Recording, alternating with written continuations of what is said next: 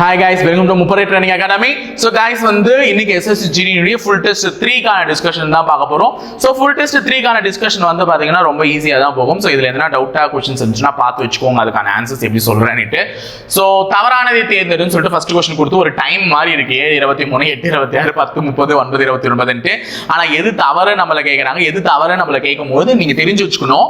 7க்கும் 23க்கும் எப்படி நான் நெருங்கலாம் அப்படினு பாத்தீங்கன்னா 7 நீங்க 3 ஆல பெருங்குனீங்கன்னா என்ன கிடைக்கும்? 21 கிடைக்கும். 7 3 21. அதோட நீங்க 2 கூட்டினீங்கன்னா என்ன ஆன்சர்? 23. ஓகேவா? அதே மாதிரி தான் 8 2 ஆல 8 3 ஆல பெருக்கினா என்ன கிடைக்கும்? 24. அதோட 2 கூட்டினா என்ன? 26. சோ ரெண்டுத்துக்கும் உள்ள ஒற்றுமை தெரிஞ்சிருச்சா? அப்ப into 3 plus 2 into 3 plus 2 ன்னு கொடுத்திருக்காங்க. அப்ப 10 நீ 3 ஆல பெருக்கினாலே உனக்கு என்ன கிடைச்சது? 30 கிடைச்சது. அப்ப இவர்தான் தப்பா இருந்திருப்பாரு. 9 வேணா 3 ஆல பெருக்கி பாருங்க. 9 3 27. அதோட 2 கூட்டினீங்கன்னா 29. ஓகேவாமா? சோ ஃபர்ஸ்ட் क्वेश्चन ஈஸியா தான் இருந்துச்சு. ஒற்றுமையை வச்சு கண்டுபிடிச்சு 10 30 ன்னு வெளியே ஏத்திட்டேன். அடுத்து ரிவர் அப்படின்றத இப்படி எழுதி இருந்தா ட்ரெயின் அப்படின்றத எப்படி எழுதுவே அப்படின்னு சொல்லிட்டு கேக்குறாங்க. சோ ரிவர் அப்படின்ற வார்த்தைய நீங்க ERVRI அப்படின்னு எழுதியிருக்காங்க. இப்ப நடுவுல இருக்கிற வார்த்தை எங்கேயுமே மாறல, அப்படியே இருக்கு. இந்த ER இங்க வந்துட்டாங்க, இந்த RI இங்க போயிட்டாங்க. ஓகேவா? அப்ப ஃபர்ஸ்ட் லாஸ்ட்ல இருக்க 2 லெட்டர் இங்க வந்துருச்சு, ஃபர்ஸ்ட்ல இருக்க 2 லெட்டர் இங்க போயிடுச்சு. சோ அதே மாதிரி தான் நீ ட்ரெயினை எழுதணும். ட்ரெயினை எழுதும் போது நடுவுல இருக்கிற ஏ சேஞ்ச் ஆகக்கூடாது. நடுவுல ஏ சேஞ்ச் ஆகக்கூடாதுன்னா இவங்களும் இல்ல இவங்களும் இல்ல, இவங்க 2 பேர்லயுமே இருக்காங்க. அப்ப ஐஎன் முதல்ல வரணும். ஐஎன் முதல்ல வரும்போது இவர் தான் ஆப்ஷன், அவரும் இல்லைன்றத முடிவு பண்ணிட்டு இருந்தீங்கன்னா you guys are good competitor. ஓகேவா? அடுத்தது find the hard one out. Carpenter, cobbler, tailor, teacher, தச்சர், செருப்பு தைப்பவர், தையல்காரர், ஆசிரியர், இவர்களில் வேறுபட்டுள்ளவர் யாருன்னு சொல்லிட்டு கேட்கிறாங்க. சோ கண்டிப்பா வேறுபட்டுள்ளவர் ஆசிரியர். சோ ஆசிரியர் வேற ஒரு ப்ரொஃபஷன். கண்டிப்பா இவங்க எல்லாம் ஒரு ரா மெட்டீரியல்ஸ் கண்டிப்பா யூஸ் பண்ணணும். ஏதாச்சும் ஒரு செருப்பு தைப்பவர் ஒரு ஊசி அந்த நூல்லாம் வச்சு கண்டிப்பா தைக்கணும், சுத்தி அந்த மாதிரிலாம் வச்சு. தச்சருக்கும் அந்த மாதிரி சில நைஃப் அந்த மாதிரி டூல்ஸ்லாம் ஹேண்டில் பண்ண வேண்டிய கட்டாயம் இருக்கு. தையல்காரருக்கும் இருக்கு. ஆனா டீச்சருக்கு அந்த வேலை எல்லாம் சும்மா புக்கை தூக்கிட்டு வந்தாலே போதும். ஓகேவா? ஸோ எங்களை சொல்லலை, எல்லாருக்குமே சூஸ் த கரெக்ட்லி மேட்ச்டு பேர். சரியான இணையை காண்கன்னு சொல்லிட்டு AZYB CXWD BYWD ன்னு எழுதியிருக்காங்க. ஸோ நல்லபடியா பார்க்கும்போது A இங்க B ன்னு எழுதியிருக்காங்களா, நடுவுல அதனுடைய ஆப்போசிட் லெட்டர் எழுதியிருக்காங்க. B னுடைய எதிர் எழுத்து. முன்னாடி இருந்து பார்க்கும்போது B 2வது எழுத்துனா, பின்னாடி இருந்து பார்க்கும்போது 2வது எழுத்து Y. முன்னாடி இருந்து பார்க்கும்போது முதல் எழுத்து A னா, பின்னாடி இருந்து பார்க்கும்போது முதல் எழுத்து Z. அப்ப ஆப்போசிட் லெட்டர் இருக்கு. சோ அதே மாதிரி தான் CXWD ன்னு எழுதிருக்காங்க. சோ இங்க இருந்து இங்க பாருங்க எத்தனை லெட்டர் கேப் விட்டுருக்காங்க? 2 லெட்டர். இங்க இருந்து இங்க பாருங்க 2 லெட்டர். அப்படி 2 லெட்டர் கேப் விட்டு எழுதி அதுக்கு ஆப்போசிட் லெட்டர் எழுதி இருக்காங்க. ஓகேவா? அப்போ BYWD 2 லெட்டர் கேப் விட்டா DEF வரணும். DEF. B ல இருந்து 2 லெட்டர் கேப் விட்டா D வரணும். D னுடைய ஆப்போசிட் லெட்டர் W, F னுடைய opposite letter U. So DWUF ன்னு சொல்லக்கூடிய A ஆப்ஷன் தான் சரியான விடை. DWUF ன்னு சொல்லக்கூடிய A ஆப்ஷன். 5வது கேள்வி, பின்வரும் வார்த்தையோ அல்லது படமோ கண்ணாடியில் எவ்வாறு பிம்பமாக தோன்றும் அப்படின்ற மாதிரி கேட்கிறாங்க. சோ இது எப்படிப்பா பிம்பமா தோன்றிருக்குன்னா, இந்த படகு ஓட்டிட்டு போறவங்க அந்த பக்கம் திரும்பி இருக்கணும். சோ இந்த பக்கமே திரும்பி இருக்கிறதுனால A கிடையாது. சோ இதுவுமே இந்த பக்கமா தான் திரும்பி இருக்கிறதுனால C யும் கிடையாது. 2 படமும் அந்த பக்கம் திரும்பி இருக்கு, நதி ஓடுது. ஆனா அந்த பால் இருக்குல்ல, இந்த பால் கீழே இருக்கு பாருங்க, இது திரும்பி இருக்கு, இது மேல் நோக்கி இருக்கு பால். அப்ப B யும் கிடையாது. சோ ஆன்சர் இது D. கீழ் நோக்கி இருக்கணும் பால், மேல் நோக்கி இருக்க கூடாது. அடுத்தது 6வது क्वेश्चन. சோ என்ன கொடுத்திருக்காங்கன்னா சிலாகிசம் கொடுத்திருக்காங்க. ஃபர்ஸ்ட் நம்ம கூற்றுகளை வச்சு வெண்படம் வரைஞ்சிடலாம். சில பூனைகள் நாய்கள் அப்படின்னு சொல்றாங்க. அப்ப சில பூனைகள் என்னவா இருக்கும்? நாய்களா இருக்கும். சில பூனைகள் நாய்கள். அனைத்து நாய்களும் மான்கள். எல்லா நாயும் என்னவா இருக்குமா? மான்கள். அப்ப அனைத்து நாய்களும் மான்கள், சில பூனைகள் நாய்கள். இப்போ சில மான்கள் பூனைகள் சொல்றாங்க முடிவுகள். சில மான்கள் பூனைகள். ஆமா, நாயை சுத்தி மான் வந்துட்டதுனால மான் பூனையோட டச் ஆயிட்டான். அப்ப சில மான்கள் பூனைகள். சரியான முடிவு. அனைத்து மான்களும் பூனைகள் அப்படின்னு சொல்றாங்க. சில மான்கள் தான் பூனையா இருக்கு, எல்லா மானும் பூனையா இல்ல. அப்ப இது தப்பு. அடுத்தது எந்த மானும் நாய் இல்லைன்னு சொல்றாங்க. எந்த மானும் நாய் இல்லைன்னு சொல்ல முடியாது. ஏன்னா மானுக்குள்ளதான் நாய் இருக்கு, அதனால எந்த மானும் நாய் இல்லைன்னு இதுவுமே சொல்ல முடியாது. அப்ப முடிவு 1 மட்டும் தான் சரி, பாக்கி இருக்கக்கூடிய முடிவுகளை தான் நமக்கு எதுவும் சொல்லல. ஓகேவா? அடுத்தது a series is given. ஒரு இங்கிலீஷ் வேர்ட்ஸ் வச்சு ஒரு series கொடுத்திருக்காங்கமா. cry, dome, super, random அப்படின்னு சொல்லிட்டு கொடுத்திருக்காங்க. இந்த இடத்துல என்ன வரணும்னு கேக்குறாங்க. cry எத்தனை லெட்டர் வார்த்தை? 3. டோம் 4, சூப்பர் 5 லெட்டர், ரேண்டம் 6 லெட்டர். அப்ப 3 லெட்டர் 4 லெட்டர் 5 லெட்டர் 6 லெட்டர் வருது. அப்ப கண்டிப்பா அடுத்தது 7 லெட்டர் வரணும். 7 லெட்டர் எது இருக்குன்னு பாத்தீங்கன்னா ஃபார்முலா இருக்கு. So answer option is C. ஓகேவா? எட்டாவது 342 453 எழுதிருக்காங்க. அப்ப 831 என்னன்னு எழுதுவாங்கன்னு கேக்குறாங்க. 342க்கும் 453க்கும் என்ன வித்தியாசம்னு முதல்ல பாருங்க. சோ மேல பெரிய நம்பரை போட்டு கீழே சின்ன நம்பரை போட்டு கழிக்கிறேன். ஏன்னா இந்த நம்பர்ஸ் பார்க்கும்போது கிட்டத்தட்ட நியர் பைல இருக்கிறதுனால சொல்றேன். 3ல 2 போச்சுன்னா 1, 5ல 4 போச்சுன்னா 1, 4ல 3 போச்சுன்னா 1. அப்ப 111 வித்தியாசம். அப்ப இந்த இரண்டு எண்களுக்கும் வித்தியாசம் என்னன்னு பாத்தீங்கன்னா 111. அப்ப 831ஓட 111 கூட்டினா வர்றதுதான் விடை. சோ 831ஓட 111 கூட்டினா 249 சொல்லக்கூடிய 942 தான் விடையா இருக்க வாய்ப்பு இருக்கு. ஓகேவா? சோ ஈஸி தான் இந்த क्वेश्चनோம். அடுத்தது விடுபட்ட எண்ணை காண்கன்னு சொல்லிட்டு சொல்லியிருக்காங்க. சோ 198 194 185 169. சோ இதுல வந்து நீங்க ஈஸியா கண்டுபிடிச்சிட்டு இருப்பீங்க நான் நம்புறேன். ஏன்னா ஈஸி क्वेश्चन தான் இது கூட. என்ன அப்படின்னு பாத்தீங்கன்னா 198க்கும் 194க்கும் எவ்வளவு வித்தியாசம் அப்படின்னு பாத்தீங்கன்னா 4, கிட்டத்தட்ட 4 கம்மி பண்ணி எழுதியிருக்காங்க. சோ அடுத்ததுக்கு எவ்வளவு வித்தியாசம் பாத்தீங்கன்னா -9. சோ அடுத்தது 5ல 9 போச்சுன்னா 6, 7ல 6 போச்சுன்னா 1, 16 வித்தியாசம் மைனஸ் பண்ணிருக்காங்க. சோ 4 9 16 மைனஸ் பண்ணிருக்காங்க. 4ன்றது 2 ஸ்கொயர், 9ன்றது 3 ஸ்கொயர், 16ன்றது 4 ஸ்கொயர். அப்ப அடுத்தது கண்டிப்பா 5 ஸ்கொயர் கம்மி பண்ணி எழுதணும். அதாவது 25 கம்மி பண்ணி எழுதணும். சோ 25 கம்மி பண்ணி எழுதுனா 9ல 5 போச்சுன்னா கண்டிப்பா 4, 9ல 5 போச்சுன்னா கண்டிப்பா 4, 6ல 2 போச்சுன்னா 4, மீதி அந்த 1 இருக்கிறது இங்க வந்துரும். சோ 144 சொல்லக்கூடிய இந்த எண் தான் அந்த விடுபட்ட இடத்துல வரக்கூடிய எண்ணா இருக்க வாய்ப்பு இருக்கு. 10வது find the missing letter. ஓகேவா? விடுபட்ட எழுத்து இது மிஸ்ஸிங்மா. ஓகேவா? விடுபட்ட எழுத்தை உள்ள எழுத்தை காணணும்னு சொல்றாங்க. ஈஸி தானே, நீங்களே கண்டுபிடிச்சிட்டு இருப்பீங்க. A B C D. அப்ப இங்க கண்டிப்பா E வரணும். சோ அப்ப இவங்கலாம் ரெண்டு பேரும் ஆன்சர்ல இல்ல. அடுத்தது இது ரெண்டுத்துலயுமே செகண்ட் லெட்டர் V தான் இருக்கு. தேவையில்லாம செகண்ட் லெட்டர் செக் பண்ணாதீங்க. மூணாவது லெட்டர் வந்துருங்க. C விட்டுட்டு A. இங்க ஆல்ரெடி A இருக்கிறதால மறுபடியும் ஏவே வர்றதுக்கு வாய்ப்பு இல்லை. அப்ப என்ன வரும்? U தான் வந்திருக்கணும். அதை வச்சு முடிவு பண்ணிட்டேன். நீங்களும் டக்குன்னு ஃபைண்ட் அவுட் பண்ணியிருந்தீங்கன்னா you guys are better. அடுத்தது சீட்டிங் அரேஞ்ச்மெண்ட்மா. ஓகேவா? சீட்டிங் அரேஞ்ச்மெண்ட் இது வந்து ஸ்கிரீன்ஷாட் எடுத்து வச்சுக்கோங்க. நான் இங்க வச்சு எக்ஸ்பிளைன் பண்ண தமிழ் வச்சு. ABCDEFG 7 பேரா ஒரு வட்டத்தில் மையத்தை நோக்கி அமர்ந்துள்ளனர். அப்ப 7 பேர் இருக்காங்க. ஒரு வட்டம் 1 2 3 4 5 6 7 பேர் ஒரு வட்டத்தில் மையத்தை நோக்கி அமர்ந்துள்ளனர். கரெக்டா? D என்பவர் ஏவின் இடதுபுறத்தில் மூன்றாவதாக இருக்கிறார். D என்பவர் ஏவின் இடதுபுறத்தில். அப்ப ஏவை நான் இந்த இடத்துல போடுறேன். ஏவுக்கு இடதுகை எது? இந்த பக்கம். அப்ப இந்த மூணாவது இடத்துல யாரு? D. D என்பவர் ஏவின் இடதுபுறத்தில் மூன்றாவதாகவும் A என்பவர் F இன் இடதுபுறத்தில் இரண்டாவதாகவும். இந்த A இருக்கார் பாரு, A அவரு F ஓட இடதுபுறத்துல ரெண்டாவது. F அப்ப நான் இந்த இடத்துல போட்டாதான் F ஓட இடதுபுறத்துல ரெண்டாவது ஆள் யாரு? A. ஏன்னா A நான் ஆல்ரெடி உட்கார வச்சுட்டேன். அதனால F இங்க போட்டு F ஓட இடதுகை பக்கத்துல ரெண்டாவது ஆள் யாருன்னு போட்டேன், A போட்டிருக்கேன். அடுத்தது E என்பவர் F மற்றும் D இன் அருகே இல்லை. அப்ப E ன்னு ஒருத்தர் இருக்காருல்ல, அந்த E வந்து யார் யார் பக்கத்துல உட்கார கூடாது? F பக்கத்துல D பக்கத்துல உட்கார கூடாது. அப்ப F க்கும் D க்கும் பக்கத்துல E உட்கார கூடாது. அப்ப இங்க உட்கார கூடாது, இங்க உட்கார கூடாது. அப்ப E எங்க தான் உட்காரணும்? இந்த இடத்துல தான் உட்காரணும். ஓகேவா? E இங்க உட்கார்ந்தா சரியா இருக்கும். D க்கும் F க்கும் பக்கத்துல உட்கார கூடாது. C என்பவர் B இன் இடதுபுறத்தில் மூன்றாவதாக உள்ளார். C என்பவர் B இன் இடதுபுறத்தில் மூன்றாவதாக உள்ளார். அப்போ இந்த இடத்துல நான் B போட்டா இடதுகை பக்கத்துல இரண்டாவது ஆளாவே C வந்துருவாங்க. இந்த இடத்துல நான் B போட்டா இடதுகை பக்கத்துல இரண்டாவது ஆளாவே C வந்துருவாங்க. அப்ப அந்த ரெண்டு இடத்துல என்னால B போட முடியாது. சோ நான் B இந்த இடத்துல போட்டாதான் B னுடைய இடதுகை பக்கத்துல மூணாவது ஆள் யாரு? C அப்படின்னு வருவாங்க. சோ அதுக்கப்புறம் மீந்து போன ஒரு ஆள் யாரு?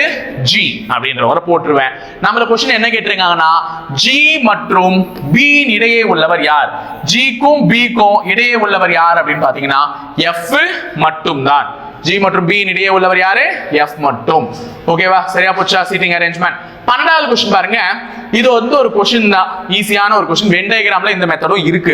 சோ ட்ரையாங்கிள் முக்கோணம் எதை குறிக்குதுன்னா மருத்துவர்களை குறிக்குது. முக்கோணம் எதை குறிக்கிறது? மருத்துவர்கள். வட்டம் வந்து விளையாட்டு வீரர்களை குறிக்குது. செவ்வகம் வந்து நடிகர்களை குறிக்குது. நம்மள என்ன கேக்குறாங்கன்னா எத்தனை மருத்துவர்கள், நடிகர்கள் மற்றும் விளையாட்டு வீரர்களாக உள்ளனர்? அதாவது how many doctors are both players and artists. அப்ப டாக்டராவும் இருக்கணும், பிளேயர்ஸாவும் இருக்கணும், ஆர்டிஸ்டாவும் இருக்கணும். அப்ப மூணுமாவே இருக்கணும்னா அந்த மூணு ஷேப்குள்ளேயும் அந்த நம்பர் இருக்கணும். இந்த மூணு ஷேப்குள்ளேயும் நம்பர் இருக்கிறது என்ன? 3. அப்ப 3 மருத்துவர்கள் தான் விளையாட்டு வீரர்களாகவும் இருக்கிறார்கள், நடிகர்களாகவும் இருக்கிறார்கள். ஓகேவா? அடுத்து 13வது கேள்வி. இது வந்து ஒரு ஃபார்மேஷன் ஆஃப் ஃபிகர்மா. ஓகேவா? பின்வரும் எந்த விரை குறைப்பு எக்ஸ் படத்தில் உள்ள படத்துண்டுகளை இணைக்கும் போது கிடைக்கப்பெறும். அப்ப இதுல இருக்கக்கூடிய படத்துண்டுகளை நான் இணைச்சா எது கிடைக்கும்னு சொல்லிட்டு கேக்குறாங்க. கண்டிப்பா சி கிடைக்க வாய்ப்பு இல்லை. ஏன்னா இது சின்ன சின்னதா கட்டமா இருக்கு, பார்த்தாலே தெரியுது. ஓகேவா? அப்ப இது வராது. மேபி இதுவுமே வராது. ஓகேவா? அப்ப இவங்க ரெண்டு பேர்ல தான் யாரோ வரணும். அதுல யார் அப்படின்னு பாத்தீங்கன்னா பி ஆப்ஷன் தான். ஏன்னா இங்க இன்னொரு கோடை நான் இப்படி நடுவுல போட்டிருந்தா மட்டும்தான் என்னால் இந்த படத்தை உருவாக்கி முடிக்க முடியும். ஆனா அந்த மாதிரி இல்ல படம். சோ அதை வச்சு பார்க்கும்போது பி கொஸ்டின் தான் சரியா இருக்கும். ஓகேவா? அடுத்தது 14வது கொஸ்டின்ல ஃபைண்ட் தி மிஸ்ஸிங் நம்பர்னு சொல்லிட்டு ஒரு வட்டத்தை கொடுத்து வட்டத்துல வந்து ஒரு சக்கரம் மாதிரி வச்சு கேட்டிருக்கேன். சோ ஈஸியான ஒரு கொஸ்டின் தான், ரொம்ப தான் இருக்கு வேணாம். இந்த 1ஐயும் 2ஐயும் ஆட் பண்ணா 3, இங்க இருக்க நம்பர் வந்துருச்சா? இந்த 2ஐயும் 3ஐயும் ஆட் பண்ணா 5, இங்க இருக்க நம்பர் வந்துருச்சா? இந்த 3ஐயும் 5ஐயும் ஆட் பண்ணா 8, இங்க இருக்க நம்பர் வந்துருச்சா? இந்த 5ஐயும் 8ஐயும் ஆட் பண்ணா என்ன வரணும்ன்றது தான் விடை. சோ 8 ஒரு 5 என்னது? 13. ஓகேவா? அப்ப வரது 13. அடுத்தது 15வது கொஸ்டின் வந்து எம்பெடட் ஃபிகர்மா. இந்த கொஸ்டின் இருக்குல்ல, இந்த படம் வந்து எந்த ஆப்ஷன்ல பொதிஞ்சு இருக்குன்னு கேக்குறாங்க. சோ இந்த மாதிரி முக்கோணம் வந்து இதுல இப்படியும் வரணும். சோ பார்க்கும் போதே தெரியுது அந்த மாதிரி வரக்கூடிய ஆப்ஷன் வந்து டி. சோ முக்கோணம் வந்துருச்சு, இப்படியும் வந்துருச்சு. சோ அதே மாதிரி பொதிஞ்சு இருக்கு, அதே மாதிரி இருக்கக்கூடிய ஆப்ஷன் அதுதான் எம்பெடட். ஓகேவா? 16 find out the set among the four sets which is like the given set. கொடுக்கப்பட்ட எண் தொகுப்பில் உள்ள எண்களின் ஒற்றுமை அறிந்து விடை குறிப்பை தேர்க அப்படின்னு சொல்லியிருக்காங்க. சோ இதுல என்ன ஒற்றுமை இருக்கோ அதே ரிலேஷன்ஷிப்பை ஃபாலோ பண்ண மாதிரி இருக்கக்கூடிய ஆப்ஷன் எதுன்னு கேக்குறாங்க. இப்போ இங்க 6, 12, 18 கொடுத்திருக்காங்க. 6 2ஆல பெருக்குனா 12, 6ஐயும் 3ஆல பெருக்குனா 18. அப்போ இந்த முதல் எண்ண 2ஆல பெருக்கியும் 3ஆல பெருக்கியும் எழுதியிருக்காங்க. அப்ப அதே மாதிரி பாருங்க, 6 2ஆல பெருக்குனா 12 தான் வரணும். ஆனா 20 இருக்கு. அப்ப இது தப்பு. 6 2ஆல பெருக்குனா 12, 12ஐயும் 2ஆல பெருக்குனா தான் 24. ஆனா நமக்கு ஃபர்ஸ்ட் நம்பர் 2ஆல பெருக்கப்பட்டிருக்கணும், அடுத்த நம்பர் எதால பெருக்கப்பட்டிருக்கணும்? 3ஆல பெருக்கப்பட்டிருக்கணும். அப்ப இதுவும் கிடையாது. 12 2ஆல பெருக்குனா 24, 12 3ஆல பெருக்குனா 36 வரணும். ஆனா இங்க 48 இருக்கு. அப்ப இவனும் இல்லை, விட இவர்தான். 12 2 24, 12 3 36 வந்துருச்சா? அப்ப முதல் நம்பர் 2ஆல பெருக்கப்பட்டிருக்கு, அடுத்த நம்பர் 3ஆல பெருக்கப்பட்டிருக்கு. 17. சோ இந்த இடத்துல டிக்ஷனரி தான் கொடுத்திருக்காங்க. இம்பார்ட்டன்ட், இம்போர்ட், இம்ப்ரூவைஸ், இம்ப்ரூவ் அப்படின்னு கொடுத்திருக்காங்க. இதுல முதல்ல பாருங்க IMPOR, IMP P தான் இருக்கு, IMP. ஓகே, முதல்ல இருக்கக்கூடிய IMP வந்து எல்லாத்துலயுமே காமனா இருக்குமா? IMP எல்லாத்துலயுமே காமனா இருக்கு. 4வது லெட்டர் இதுல O இருக்கு, இதுலயும் O இருக்கு, இதுல R இருக்கு, இதுல R இருக்கு. அப்ப ரெண்டுத்துல O இருக்கு, ரெண்டுத்துல R இருக்கு. அப்போ ஏபிசிடில O முதல்ல வருமா, R முதல்ல வருமா? O தான் சார் முதல்ல வரும். ஏன்னா O தான 15வது லெட்டர், R 18வது லெட்டர் சார். அப்ப அவங்க ரெண்டு பேரும் கடைசியா வர போறாங்க. இவங்க ரெண்டு பேரும் தான் முதல்ல வர போறாங்க. அப்ப இவங்க ரெண்டு பேர்ல யார் வந்து ஃபர்ஸ்ட் வருவாங்கன்னு பாத்தீங்கன்னா அடுத்த லெட்டர்ஸ் பாருங்க. R T T. Yes sir, இங்கதான் நீங்க பண்றதே தப்பு சார். இது முடிஞ்சிச்சு சார், இங்க ஏ வந்துச்சு சார். ஏ தானே சார் ஏபிசிடில முதல்ல வரும். நான் ஏபிசிடில ஏ தான் முதல்ல வரும், நான் இல்லன்னா மறுக்கல. ஆனா இந்த வார்த்தை முடிஞ்சிருச்சு. இவன் அதுக்கப்புறமாவும் புதுசா வரான். அப்ப இவங்க முதல்ல வருவாங்களா, இவங்க முதல்ல வருவாங்கன்னா இவங்க தான் முதல்ல வருவாங்க. ஏன்னா அவங்க முடிஞ்சிட்டாங்க. சோ அடுத்ததுதான் இவர் வருவார். சோ 2 1ல ஆப்ஷன் எதுனா தொடங்குதானா? 2 ஆப்ஷன் தொடங்குது. அப்ப இவங்களே நீ கண்டுபிடிச்சுதான் ஆகணும். சோ இதுல வந்து பாருங்க 4வது 5வது லெட்டர் இங்க O, இங்க O, இங்க V, இங்க V, இங்க I, இங்க E அப்படின்னு வருது. ஏபிசிடில E முதல்ல வருமா, I முதல்ல வருமா? E தான் சார் முதல்ல வரும். அப்ப 4 3. சோ 2 1 4 3ன்னு சொல்லக்கூடிய டி ஆப்ஷன் சரியா இருக்கும். 18. டிஸ்க் என்பதை இப்படி எழுதிருக்காங்க, ஆச் என்பது அப்படி எழுதிருக்காங்க, ஹெட் என்பது எப்படி எழுதுவாங்கன்னு கேக்குறாங்க. சோ ஒண்ணும் இல்ல, அதுக்கு நேரா இருக்கிறத எழுதிட்டா முடிஞ்சிருச்சு. சோ டி என்ன எழுதிருப்பாங்க? 8. ஏவை என்ன எழுதிருக்காங்க? 3. இ என்ன எழுதிருக்காங்க? 0. எச் என்ன எழுதிருக்காங்க? 5. அப்ப 5038ன்னு சொல்லக்கூடிய சி ஆப்ஷன் ரைட்.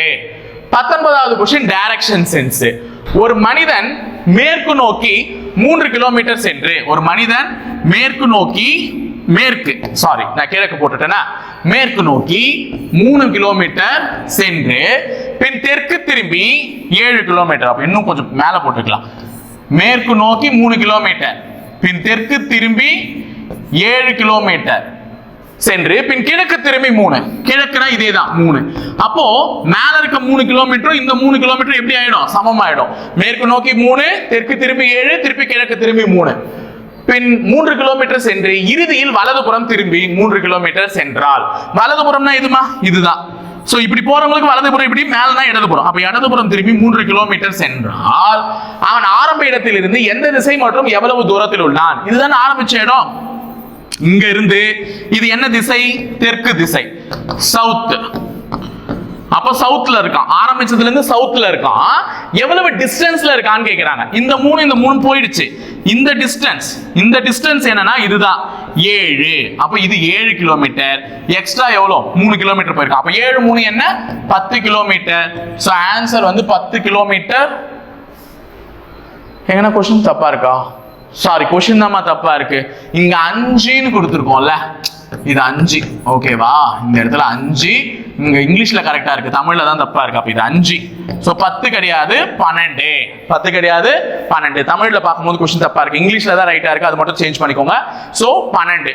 அப்போ ஆன்சர் வந்து 12 கிலோமீட்டர் சவுத்ல இருக்காங்க. C option, 12 kilometre south. 20வது question, last and final. Nisha என்பவள் சுஜாவை விட உயரம். நிஷா என்பவள் யாரை விட உயரம்? சுஜாவை விட உயரம். அப்ப நிஷான்னு ஒரு பொண்ணு, அது யாரை விட உயரம்? சுஜாவை விட உயரம். அடுத்து நினா என்பவள் நிஷாவை விட உயரம். நினான்னு ஒரு பொண்ணு வந்து நிஷாவை விட உயரம். நினா வந்து நிஷாவை விட உயரம். நிலா என்பவள் நினாவை விட உயரம். நிலா என்பவள் நினாவை விட உயரம். இவளை விட இவ உயரம். மிஷா அனைவரை விடவும் உயரமானவள். அப்ப இவங்க எல்லாரை விட உயரம் யாரு? மிஷா. அவர்கள் உயர வரிசையில் நின்றால் யார் நடுவில் நிற்பார்? இவங்க நான் வந்து ஒரு அக்கார்டிங் டு their height அவங்கள நிக்க வச்சா யார் நடுவில் நிற்பாங்கன்னா Nina. So answer option B. முடிஞ்சுச்சா? சோ 20 கேள்வி ஓவரா? சோ எளிமையா புரிஞ்சிருக்கும்னு நினைக்கிறேன். இந்த क्वेश्चंसமே அந்த நடுவுல மட்டும் அந்த டைரக்ஷன் சென்ஸ்ல ஒரு क्वेश्चन தப்பாயிட்டு இருக்கு. சோ டேட்டா தான் தப்பு தமிழ் மீடியத்துல. சோ அதை திருத்திக்கோங்க, கரெக்டா இருக்கும் ஆன்சர். அனைவருக்கும் வணக்கம். இப்போ நம்ம ஜிகே கொஷின்ஸ் வந்து பார்க்க போகிறோம். ஃபர்ஸ்ட் கொஷின் பாருங்கள். பிரதமர் நரேந்திர மோடி அருணாச்சல பிரதேசத்தின் முதல் கிரீன்ஃபீல்டு விமான நிலையத்தை எந்த நகரத்தில் திறந்து வைத்தார் அப்படின்னு வந்து கேட்டிருக்காங்க. ஓகேங்களா? ஸோ பிரதமர் நரேந்திர மோடி வந்து பார்த்திங்கன்னா வந்து பல்வேறு இனிஷியேட்டிவ்ஸ் வந்து பார்த்திங்கன்னா பண்ணிகிட்ருக்காங்க. அதில் வந்து பார்த்திங்கன்னா ரொம்ப முக்கியமான இனிஷியேட்டிவ் எது அப்படின்னு பார்த்திங்கன்னா வந்து ஸோ அருணாச்சல் பிரதேஷில் இதுக்கு முன்னாடி வந்து பார்த்திங்க அப்படின்னா வந்து ஏர்போர்ட்டே கிடையாது. ஓகேங்களா? அவர் வந்து பின்னாடி தான் வந்து பார்த்திங்கன்னா ஃபஸ்ட்டு அருணாச்சல் பிரதேஷில் வந்து பார்த்திங்கன்னா ஒரு ஏர்போர்ட் வந்து பார்த்திங்கன்னா உருவாக்கினார். ஸோ எந்த வருஷம் உருவாக்கினார் அப்படின்னு பார்த்திங்கன்னா வந்து 2016 வந்து பார்த்திங்கன்னா உருவாக்கி 2016 என்ன பண்ணாங்க அப்படின்னு பார்த்திங்கன்னா வந்து ஸோ அதை வந்து பார்த்திங்கன்னா திறந்து வச்சாங்க. ஓகேங்களா? ஸோ அந்த விமான நிலையம் தான் வந்து பார்த்திங்க அப்படின்னா வந்து கிரீன்ஃபீல்டு விமான நிலையம் அப்படின்ட்டு வந்து பார்த்திங்கன்னா வந்து ஸோ ஓப்பன் பண்ணார். எந்த சிட்டியில் ஓப்பன் பண்ணார் அப்படின்னு பார்த்திங்கன்னா வந்து ஹொலோங்கி அப்படின்ற ஒரு இடத்துல தான் வந்து பார்த்திங்கன்னா என்ன பண்ணார்னா வந்து ஓப்பன் பண்ணார். ஓகேங்களா?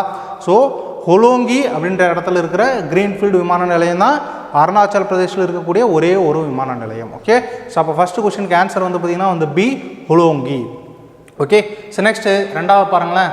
ஸோ ஹம்பி உற்சவ் ஒவ்வொரு ஆண்டும் பின்வரும் எந்த மாநிலத்தில் கொண்டாடப்படுகிறது? ஓகேவா? ரொம்ப ரொம்ப ரொம்ப ஒரு முக்கியமான ஒரு கொஷின்.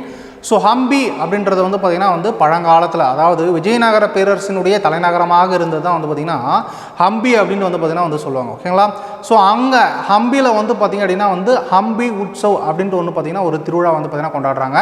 ஸோ ஹம்பியில் வந்து பார்த்திங்கன்னா ரொம்ப ஃபேமஸானது எது அப்படின்னு பார்த்திங்கன்னா வந்து தேர். ஓகேவா? ஸோ அந்த தேர் தான் வந்து பார்த்திங்க அப்படின்னா 50 ரூபாய் நோட்டுக்கு பின்னாடி வந்து பார்த்திங்கன்னா வந்து சின்னமாகவும் இருக்கும். ஓகேவா? ஹம்பி தி சேரியட். ஓகேவா? ஸோ ஹம்பியின் தேர் தான் வந்து 50 ரூபாய் நோட்டின் பின்னாடி என்னவாக இருக்கும்? சின்னமாக இருக்கும்.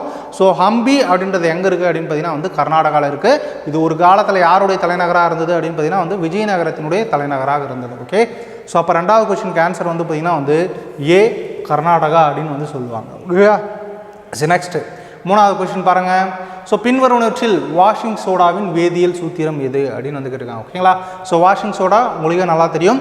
ஸோ இது வந்து பார்த்திங்க அப்படின்னா வந்து வீட்டுக்கு வந்து பார்த்திங்கன்னா பயன்படும். ஸோ இதனுடைய அறிவியல் ஃபார்முலா, அதாவது பார்த்திங்கன்னா வேதியியல் ஃபார்முலா என்ன அப்படின்னு பார்த்திங்கன்னா வந்து NO2CO3 10H2O அப்படின்னு வந்து சொல்லுவாங்க. ஓகே? ஸோ அப்போ மூணாவது கொஸ்டின் ஆன்சர் வந்து பார்த்திங்கன்னா வந்து ஏ, NO2CO3 10H2O. ஸோ நெக்ஸ்ட்டு நாலாவது பாருங்கள், ரொம்ப ரொம்ப ரொம்ப முக்கியமானது. ஸோ இது வந்து பார்த்திங்கன்னா உங்களுக்கு ரிப்பீட்டடாக கேட்குற கொஸ்டின். ஆகா கான் கோப்பை பின்வரும் எந்த விளையாட்டுடன் தொடர்புடையது அப்படின்னு வந்து கேட்குறாங்க. ஓகேங்களா? ஸோ ஆகா கான் கோப்பை எங்கே நடத்துகிறாங்க அப்படின்னு பார்த்திங்கன்னா வந்து தாக்காவில் நடத்துகிறாங்க.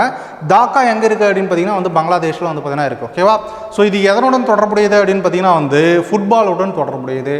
ஸோ அப்போ நாலாவது ஆன்சர் வந்து பார்த்திங்க அப்படின்னா வந்து ஃபுட்பால். ஓகேவா? சாரி, ஃபுட்பால் கிடையாது, ஹாக்கி. ஹாக்கியுடன் தொடர்புடையது. எதனுடன் தொடர்புடையதுன்னா ஹாக்கி. ஓகே? இதே ஆகா கான் கோல்டு கப் அப்படின்னா தான் வந்து பார்த்தீங்கன்னா இதனோட தொடர்புடையதுன்னா உங்களுக்கு வந்து பார்த்தீங்கன்னா ஃபுட்பாலுடன் தொடர்புடையது. ஸோ இது வந்து பார்த்தீங்கன்னா வந்து ஹாக்கி அப்படின்னு வந்து சொல்லுவாங்க. அப்போ 4வது கேன்சர் வந்து பார்த்தீங்கன்னா வந்து B hockey. Okay, so next 5வது பாருங்கள், ரொம்ப முக்கியமான ஒரு கொஷின். பேரரசர் அசோகர் டேஷின் மகன் ஆவார் அப்படின்னு வந்து கேட்டிருக்கிறாங்க. ஓகேவா, அசோகர் வந்து பார்த்தீங்கன்னா எந்த வம்சத்தை சார்ந்தவர் அப்படின்னு பார்த்தீங்கன்னா வந்து மௌரிய வம்சத்தை சார்ந்தவர். மௌரிய வம்சத்தை தோற்றுவித்தவர் யார் அப்படின்னு பார்த்தீங்கன்னா வந்து சந்திரகுப்த மௌரியர் அப்படின்றவர் தான் வந்து பார்த்தீங்கன்னா என்ன பண்ணியிருப்பார்னா தோற்றுவித்திருப்பார். ஓகே, இந்த சந்திரகுப்த மௌரியருக்கு வந்து பார்த்தீங்கன்னா ஹெல்ப் பண்ணவர் யார் அப்படின்னு பார்த்தீங்கன்னா வந்து அர்த்த சாஸ்திரத்தை எழுதிய சாணக்கியர் தான் என்ன பண்ணியிருப்பார்னா ஹெல்ப் பண்ணியிருப்பார். சந்திரகுப்த மௌரியர் மௌரிய வம்சத்தை தோற்றுவித்தார். அவருடைய மகன் யார் அப்படின்னு பார்த்தீங்கன்னா வந்து பிந்துசாரர். ஓகேங்களா, யார்? பிந்துசாரர் தான் வந்து பார்த்தீங்கன்னா சந்திரகுப்த மௌரியருடைய பையன். ஓகேங்களா, பிந்து. ஓகே, ஸோ இந்த பிந்துசாரருடைய பையன் தான் வந்து யார் அப்படின்னு பார்த்தீங்கன்னா வந்து அசோகா அப்படின்னு சொல்லுவாங்க. யார்? அசோகா. ஓகேவா, அப்போ அசோகாவுக்கு தாத்தா யாருன்னு கூட கேட்கறதுக்கு உங்களுக்கு வாய்ப்பு இருக்குது. ஓகேங்களா, ஏன்னா எஸ்எஸ்சியில் வந்து பார்த்தீங்கன்னா அந்த மாதிரி சில நேரங்களில் வந்து கேட்டிருக்காங்க. அசோகரனுடைய தாத்தா யாருன்னு கேட்டாங்கன்னா வந்து சந்திரகுப்த மௌரியா, இல்லைனா பிந்துசாரனுடைய பையன் யாருன்னு கேட்டாங்கன்னா யார்? அசோகா.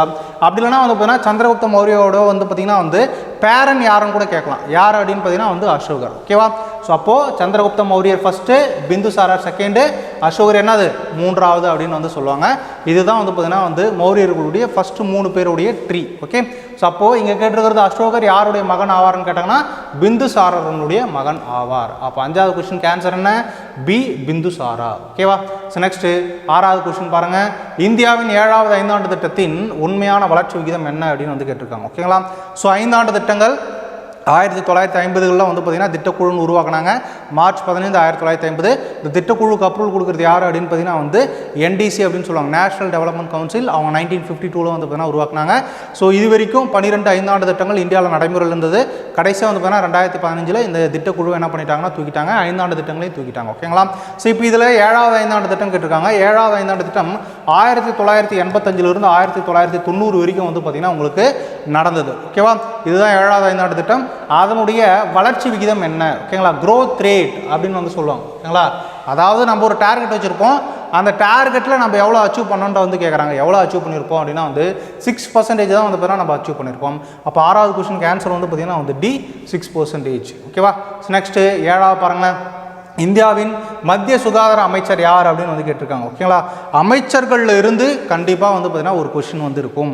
அமைச்சர்கள் முக்கிய நியமனங்கள்ல இருந்து கண்டிப்பாக ஒரு கொஸ்டின் இருக்கும். ஓகே, ஸோ மத்திய சுகாதாரத்துறை அமைச்சராக இருக்கிறவர் யார் அப்படின்னு பார்த்தீங்கன்னா வந்து மன்சுக் மாண்டவியா அப்படின்றவர் தான் வந்து பார்த்தீங்கன்னா மத்திய சுகாதாரத்துறை அமைச்சராக இருக்கார். ஓகேவா, இப்போ அமித்ஷா வந்து பார்த்தீங்கன்னா உள்துறை அமைச்சர், ராஜ்நாத் சிங் வந்து பார்த்தீங்கன்னா வந்து பாதுகாப்புத்துறை அமைச்சர், நிர்மலா சீதாராமன் அவர்கள் வந்து பார்த்தீங்க அப்படின்னா வந்து நிதி அமைச்சர் அப்படின்ட்டு வந்து பார்த்தீங்கன்னா இவங்கெல்லாம் முக்கியமானவங்களாக இருக்காங்க. ஓகேவா, ஸோ இந்த மாதிரி இருக்கிறவங்களாம் என்ன பண்ணிக்கோங்க அப்படின்னு பார்த்தீங்கன்னா வந்து நீங்கள் வந்து தெரிஞ்சு வச்சுக்கோங்க, எழுதி வச்சுக்கோங்க. ஏன் அப்படின்னா அடிக்கடிக்கு நியூஸில் யாரெல்லாம் வராங்களோ அந்த மினிஸ்டரை பற்றி தான் என்ன பண்ணுவாங்கன்னா வந்து உங்களுக்கு கொஷினாகவே வந்து கேட்பாங்க. அப்போ 7வது கேன்சர் வந்து பார்த்தீங்கன்னா வந்து பி மன்சுக் மாண்டவியா. ஓகேவா, நெக்ஸ்ட்டு 8வது பாருங்கள். விசாகப்பட்டினம் டேஷ் மற்றும் நிலத்தால் சூழப்பட்ட நன்கு பாதுகாக்கப்பட்ட துறைமுகமாகும் அப்படின்னு வந்து கேட்டிருக்காங்க. ஓகேங்களா, ஸோ விசாகப்பட்டினம் அப்படின்றது வந்து பார்த்திங்கன்னா வந்து ஒரு டீப்பஸ்ட் போர்ட் அப்படின்னு சொல்லுவாங்க. மிக ஆழமான ஒரு land locked and well protected port அப்படின்னு சொல்லுவாங்க. லேண்ட் லாக்னா என்னன்னா சுற்றி நிலம் வந்து பார்த்திங்கன்னா லாக் ஆகிடும், அதுதான் வந்து பார்த்திங்கன்னா லேண்ட் லாக் அப்படின்னு வந்து சொல்லுவாங்க. ஸோ இந்தியாவில் மொத்தம் வந்து பார்த்திங்க அப்படின்னா வந்து 13 போர்ட்டுகள் இருக்குது. ஓகேங்களா, எத்தனை போர்ட்டுகள் இருக்குது? 13 போர்ட்டுகள். ஓகேங்களா, ஸோ இந்தியாவினுடைய இப்படி தானே இருக்குது மேப்பு. ஓகேங்களா, ஸோ இங்கே வந்து பார்த்திங்கன்னா வந்து மும்பை, அதுக்கடுத்து வந்து பார்த்திங்கன்னா இங்கே வந்து பார்த்திங்கன்னா கொச்சி, இங்கே வந்து பார்த்திங்கன்னா சென்னை, இங்கே வந்து பார்த்திங்க அப்படின்னா வந்து விசாகப்பட்டினம், இங்கே வந்து பார்த்திங்கன்னா வந்து கல்கத்தா. ஸோ அதுக்கப்புறம் வந்து பார்த்திங்கன்னா இதே சைடு போனீங்க அப்படின்னா வந்து பார்த்திங்கன்னா வந்து உங்களுக்கு வந்து என்ன இருக்கும் அப்படின்னு பார்த்திங்கன்னா வந்து காண்ட்லா போர்ட். இந்த மாதிரி மொத்தம் எத்தனை போர்ட் இருக்குது அப்படின்னு பார்த்திங்கன்னா வந்து 13 போர்ட்டுகள் இருக்குது. இதில் பெரிய போர்ட் எது அப்படின்னு பார்த்திங்கன்னா வந்து மும்பை தான் வந்து பார்த்திங்கன்னா பெரிய போர்ட் அப்படின்னு சொல்லுவாங்க. இதில் விசாகப்பட்டினமும் ஒன்று, அது ஆழமான போர்ட் அப்படின்னு வந்து சொல்லுவாங்க. ஸோ அப்போ 8வது கேன்சர் வந்து பார்த்திங்கன்னா ஏ டீப்பஸ்ட் போர்ட் அப்படின்ட்டு வந்து சொல்லுவாங்க. ஓகேவா, ஸோ நெக்ஸ்ட்டு அதுக்கடுத்து வந்து பார்த்திங்கன்னா வந்து 9வது பாருங்களேன். 2020 டோக்கியோ ஒலிம்பிக்கில் ஈட்டி எறிதல் போட்டியில் இந்தியாவுக்கு தங்கப்பதக்கம் வென்றவர் யார் அப்படின்னு வந்து கேட்டிருக்காங்க.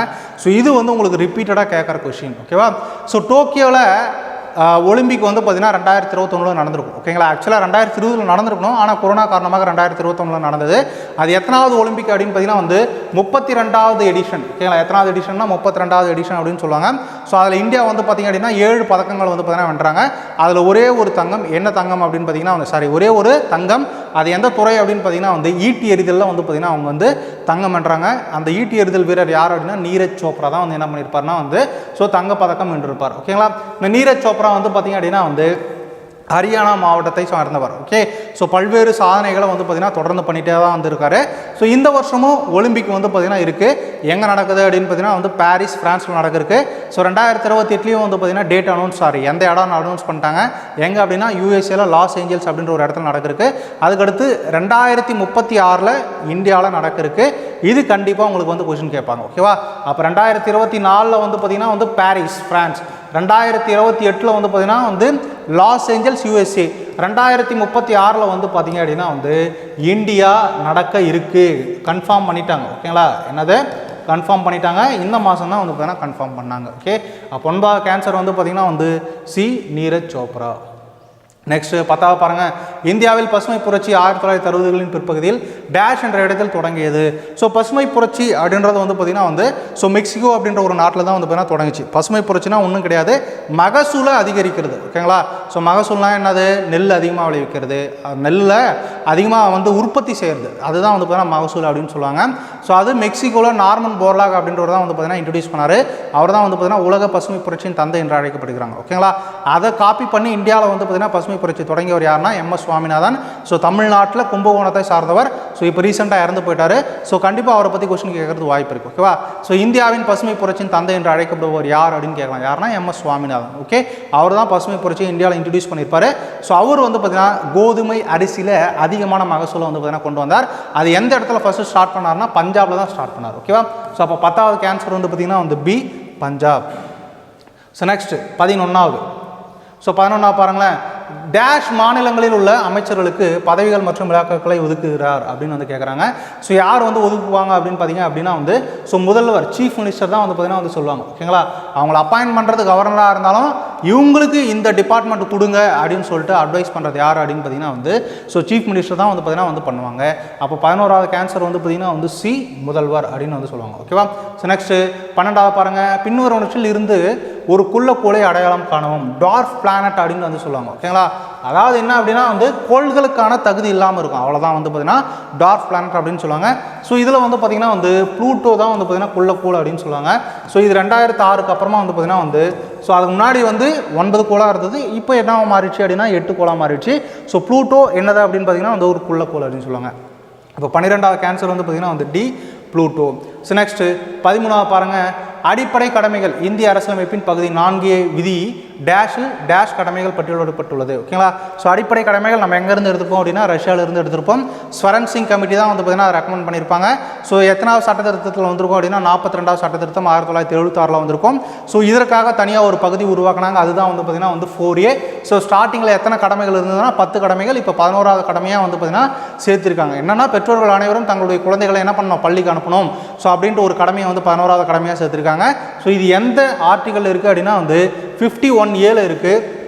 எத்தனை இதில் இருக்குது அப்படின்னு பார்த்தீங்கன்னா எத்தனை பாயிண்ட்ஸ் இருக்குன்னா 11 பாயிண்ட்ஸ் வந்து பார்த்தீங்கன்னா இருக்குது. அதாவது அடிப்படை கடமைகள் 11 கடமைகள் வந்து பார்த்தீங்கன்னா இருக்குது. அப்போ 13வது கேன்சர் வந்து பார்த்தீங்கன்னா வந்து A 51A 11 அப்படின்னு சொல்லுவாங்க. ஓகேவா, ஸோ நெக்ஸ்ட்டு 14வது பாருங்கள். 2020 கோடைக்கால பேராலிம்பிக்ஸ் டேஷால் நடத்தப்பட்டது. ரொம்ப ரொம்ப ரொம்ப ரொம்ப முக்கியமானது. ஓகேங்களா, பேராலிம்பிக்ஸ் அப்படின்னா என்னென்னா உடல் ஊனமற்றவர்களுக்காக நடக்கிறதா வந்து பார்த்தீங்கன்னா பேராலிம்பிக்ஸ் அப்படின்ட்டு வந்து சொல்லுவாங்க. ஸோ இந்த பேராலிம்பிக்ஸும் 2021 தான் நடந்தது. 2020 நடக்க வேண்டியது 2021 நடந்துச்சு.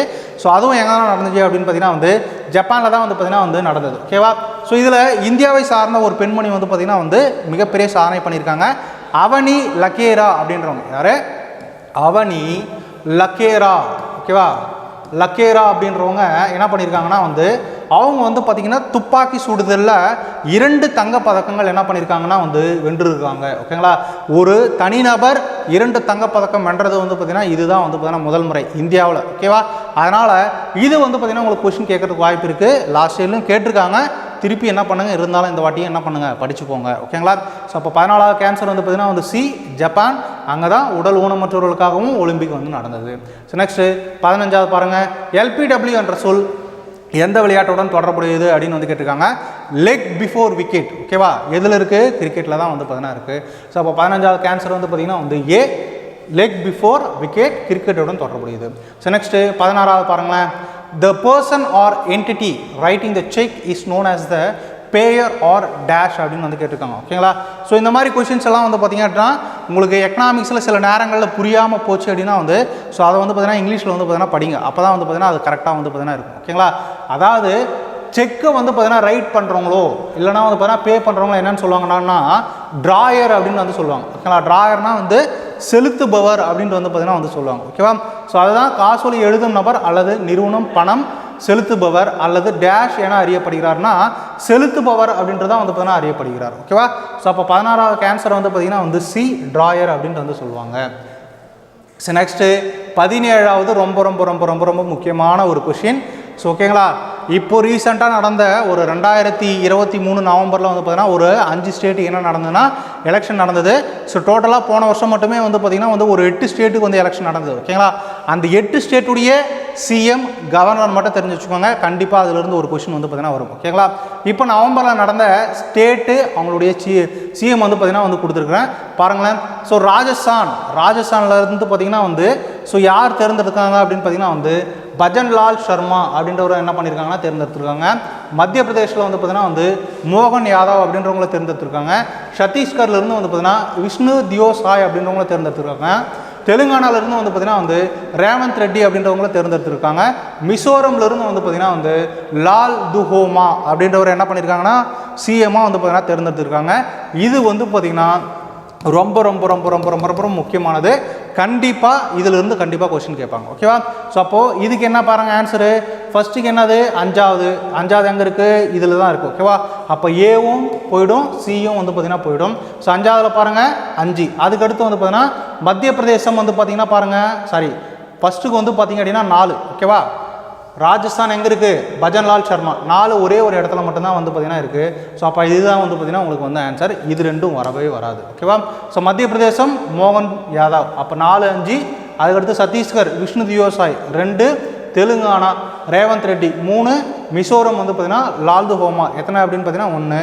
ஸோ அப்போ இந்த கொஸ்டினுக்கு ஆன்சர் என்ன அப்படின்னு பார்த்தீங்கன்னா வந்து சி 4, 5, 2, 3, 1 அப்படின்னு சொல்லுவாங்க. என்னது 4, 5, 2, 3, 1 அப்படின்றதான் வந்து பார்த்தீங்கன்னா கரெக்டு, ரொம்ப ரொம்ப முக்கியமானது. ஓகேவா, ஸோ நெக்ஸ்ட் அடுத்து பார்ப்போம். ஸோ அதுக்கடுத்து பாருங்கள், எந்த ஆண்டு நிலவுக்கு விண்வெளி வீரரை அனுப்ப இஸ்ரோ முடிவு செய்துள்ளது அப்படின்னு வந்து கேட்டிருக்காங்க. ஓகேங்களா, இப்போ ரீசெண்டாக வந்து பார்த்திங்கன்னா ககன்யான் அப்படின்றத வந்து நம்ம ரெடி பண்ணிகிட்ருக்கோம். அதாவது வந்து பார்த்திங்கன்னா ஆள் இல்லாத ஒரு எப்படி சொல்கிறது, இதுக்கு முன்னாடி வந்து பார்த்திங்கன்னா செயற்கைக்கோள் வந்து பார்த்திங்கன்னா ஆள் இல்லாமல் தான் அனுப்புவோம். இதுக்கு மேலே வந்து ஆள் இருக்கிற மாதிரி மனிதர்கள் அதுக்குள்ளே இருக்கிற மாதிரி வந்து பார்த்திங்கன்னா ராக்கெட் ரெடி பண்ணிகிட்ருக்கோம். ஓகேங்களா, அந்த மாதிரி புதுசாக என்ன பண்ணிருக்காங்க அப்படின்னு பார்த்தீங்கன்னா வந்து நிலவுக்கு என்ன பண்ணுறாங்க அப்படின்னு பார்த்தீங்கன்னா வந்து விண்வெளி வீரரை அனுப்புறதுக்கு எந்த வருஷம் டார்கெட் வச்சுருக்காங்க அப்படின்னு பார்த்தீங்கன்னா வந்து 2040 அப்படின்றத டார்கெட்டாக வச்சுருக்காங்க. அப்போ 18வது கேன்சர் வந்து பார்த்திங்கன்னா வந்து சி 2040. ஓகேவா, ஸோ நெக்ஸ்ட்டு 19வது பாருங்கள், லோக்சபா தேர்தலுக்கு முன் தாக்கல் செய்யப்படும் பட்ஜெட் டேஷ் என அழைக்கப்படுகிறது. ரொம்ப ரொம்ப ரொம்ப ரொம்ப முக்கியமானது. கண்டிப்பாக கொஸ்டின் கேட்பாங்க. ஏன் அப்படின்னா வந்து ரீசெண்டாக நிர்மலா சீதாராமன் அவர்கள் என்ன பண்ணாங்க, பட்ஜெட் தாக்கல் பண்ணாங்க. அந்த பட்ஜெட் என்னன்னு சொல்லுவாங்கன்னா இடைக்கால பட்ஜெட் அப்படின்னு சொல்லுவாங்க. அதாவது எலெக்ஷனுக்கு முன்னாடி சின்ன ஒரு 4 மாதத்துக்கு வந்து என்ன பண்ணுவாங்க, பட்ஜெட்டை தாக்கல் பண்ணுவாங்க. அதுதான் இடைக்கால பட்ஜெட் அப்படின்னு சொல்லுவாங்க. ஓகேங்களா, ஸோ எலெக்ஷன் முடிஞ்சிட்டு பின்னாடி வந்து பார்த்திங்கன்னா வந்து பட்ஜெட் தாக்கல் பண்ணுறாங்கன்னா வந்து அது முழு நேர பட்ஜெட் அப்படின்னு சொல்லுவாங்க. ஓகே, ஸோ அப்போ இது வந்து பார்த்திங்கன்னா இடைக்கால பட்ஜெட் அப்படின்னு சொல்லுவாங்க. So interim budget. ஓகேங்களா, இப்போ கூட நிர்மலா சீதாராமன் போட்டிருக்காங்க. ஓகே, ஸோ அப்போ 19வது கேன்சர் வந்து என்னது ஏ இடைக்கால பட்ஜெட். ஓகேவா, அதுக்கடுத்து லாஸ்ட் கொஸ்டின் பாருங்கள், ரொம்ப ரொம்ப ரொம்ப முக்கியமானது. உலக வரலாற்றில் பதிவு செய்யப்பட்ட வெப்பமான ஆண்டு எது அப்படின்னு வந்து கேட்டிருக்காங்க. எது அப்படின்னா லாஸ்ட் இயர் தான். ஓகே, ஐரோப்பாவில் இருக்கக்கூடிய ஒரு வானிலை மையம் தான் என்ன பண்ணியிருக்காங்கன்னா இதை ஆராய்ச்சி பண்ணி சொல்லியிருக்காங்க.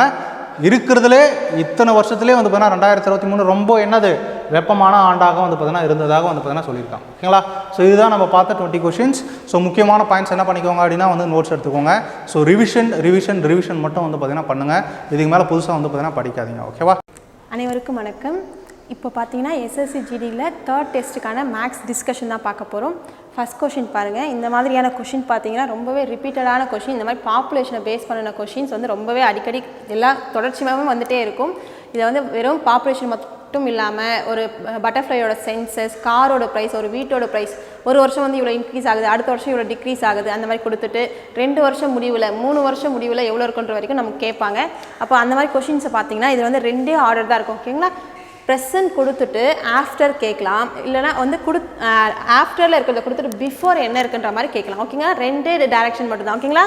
இப்போ இதில் பார்த்தீங்கன்னா ஆஃப்டர் 2 இயர்ஸ்னு கேட்டிருக்காங்களா பாருங்கள், இந்த வேர்டு தான். ஓகேவா? ஆஃப்டர் 2 இயர்ஸ் வச்சு நம்ம கண்டுபிடிச்சலாம். அப்போ கொடுத்துருக்குது ப்ரெசென்ட்டை கொடுத்துட்டு நெக்ஸ்ட் இயர் பார்த்தீங்கன்னா 12 1/2% இன்க்ரீஸ் ஆகுதான், அதுக்கு அடுத்த வருஷம் பார்த்தீங்கன்னா 8% டிக்ரீஸ் ஆகுது. அப்படி இருக்கும்போது 2 இயர்ஸ் கழிச்சு அந்த வில்லேஜோட பாப்புலேஷன் எவ்வளோ இருக்குன்றதை கேட்குறாங்க.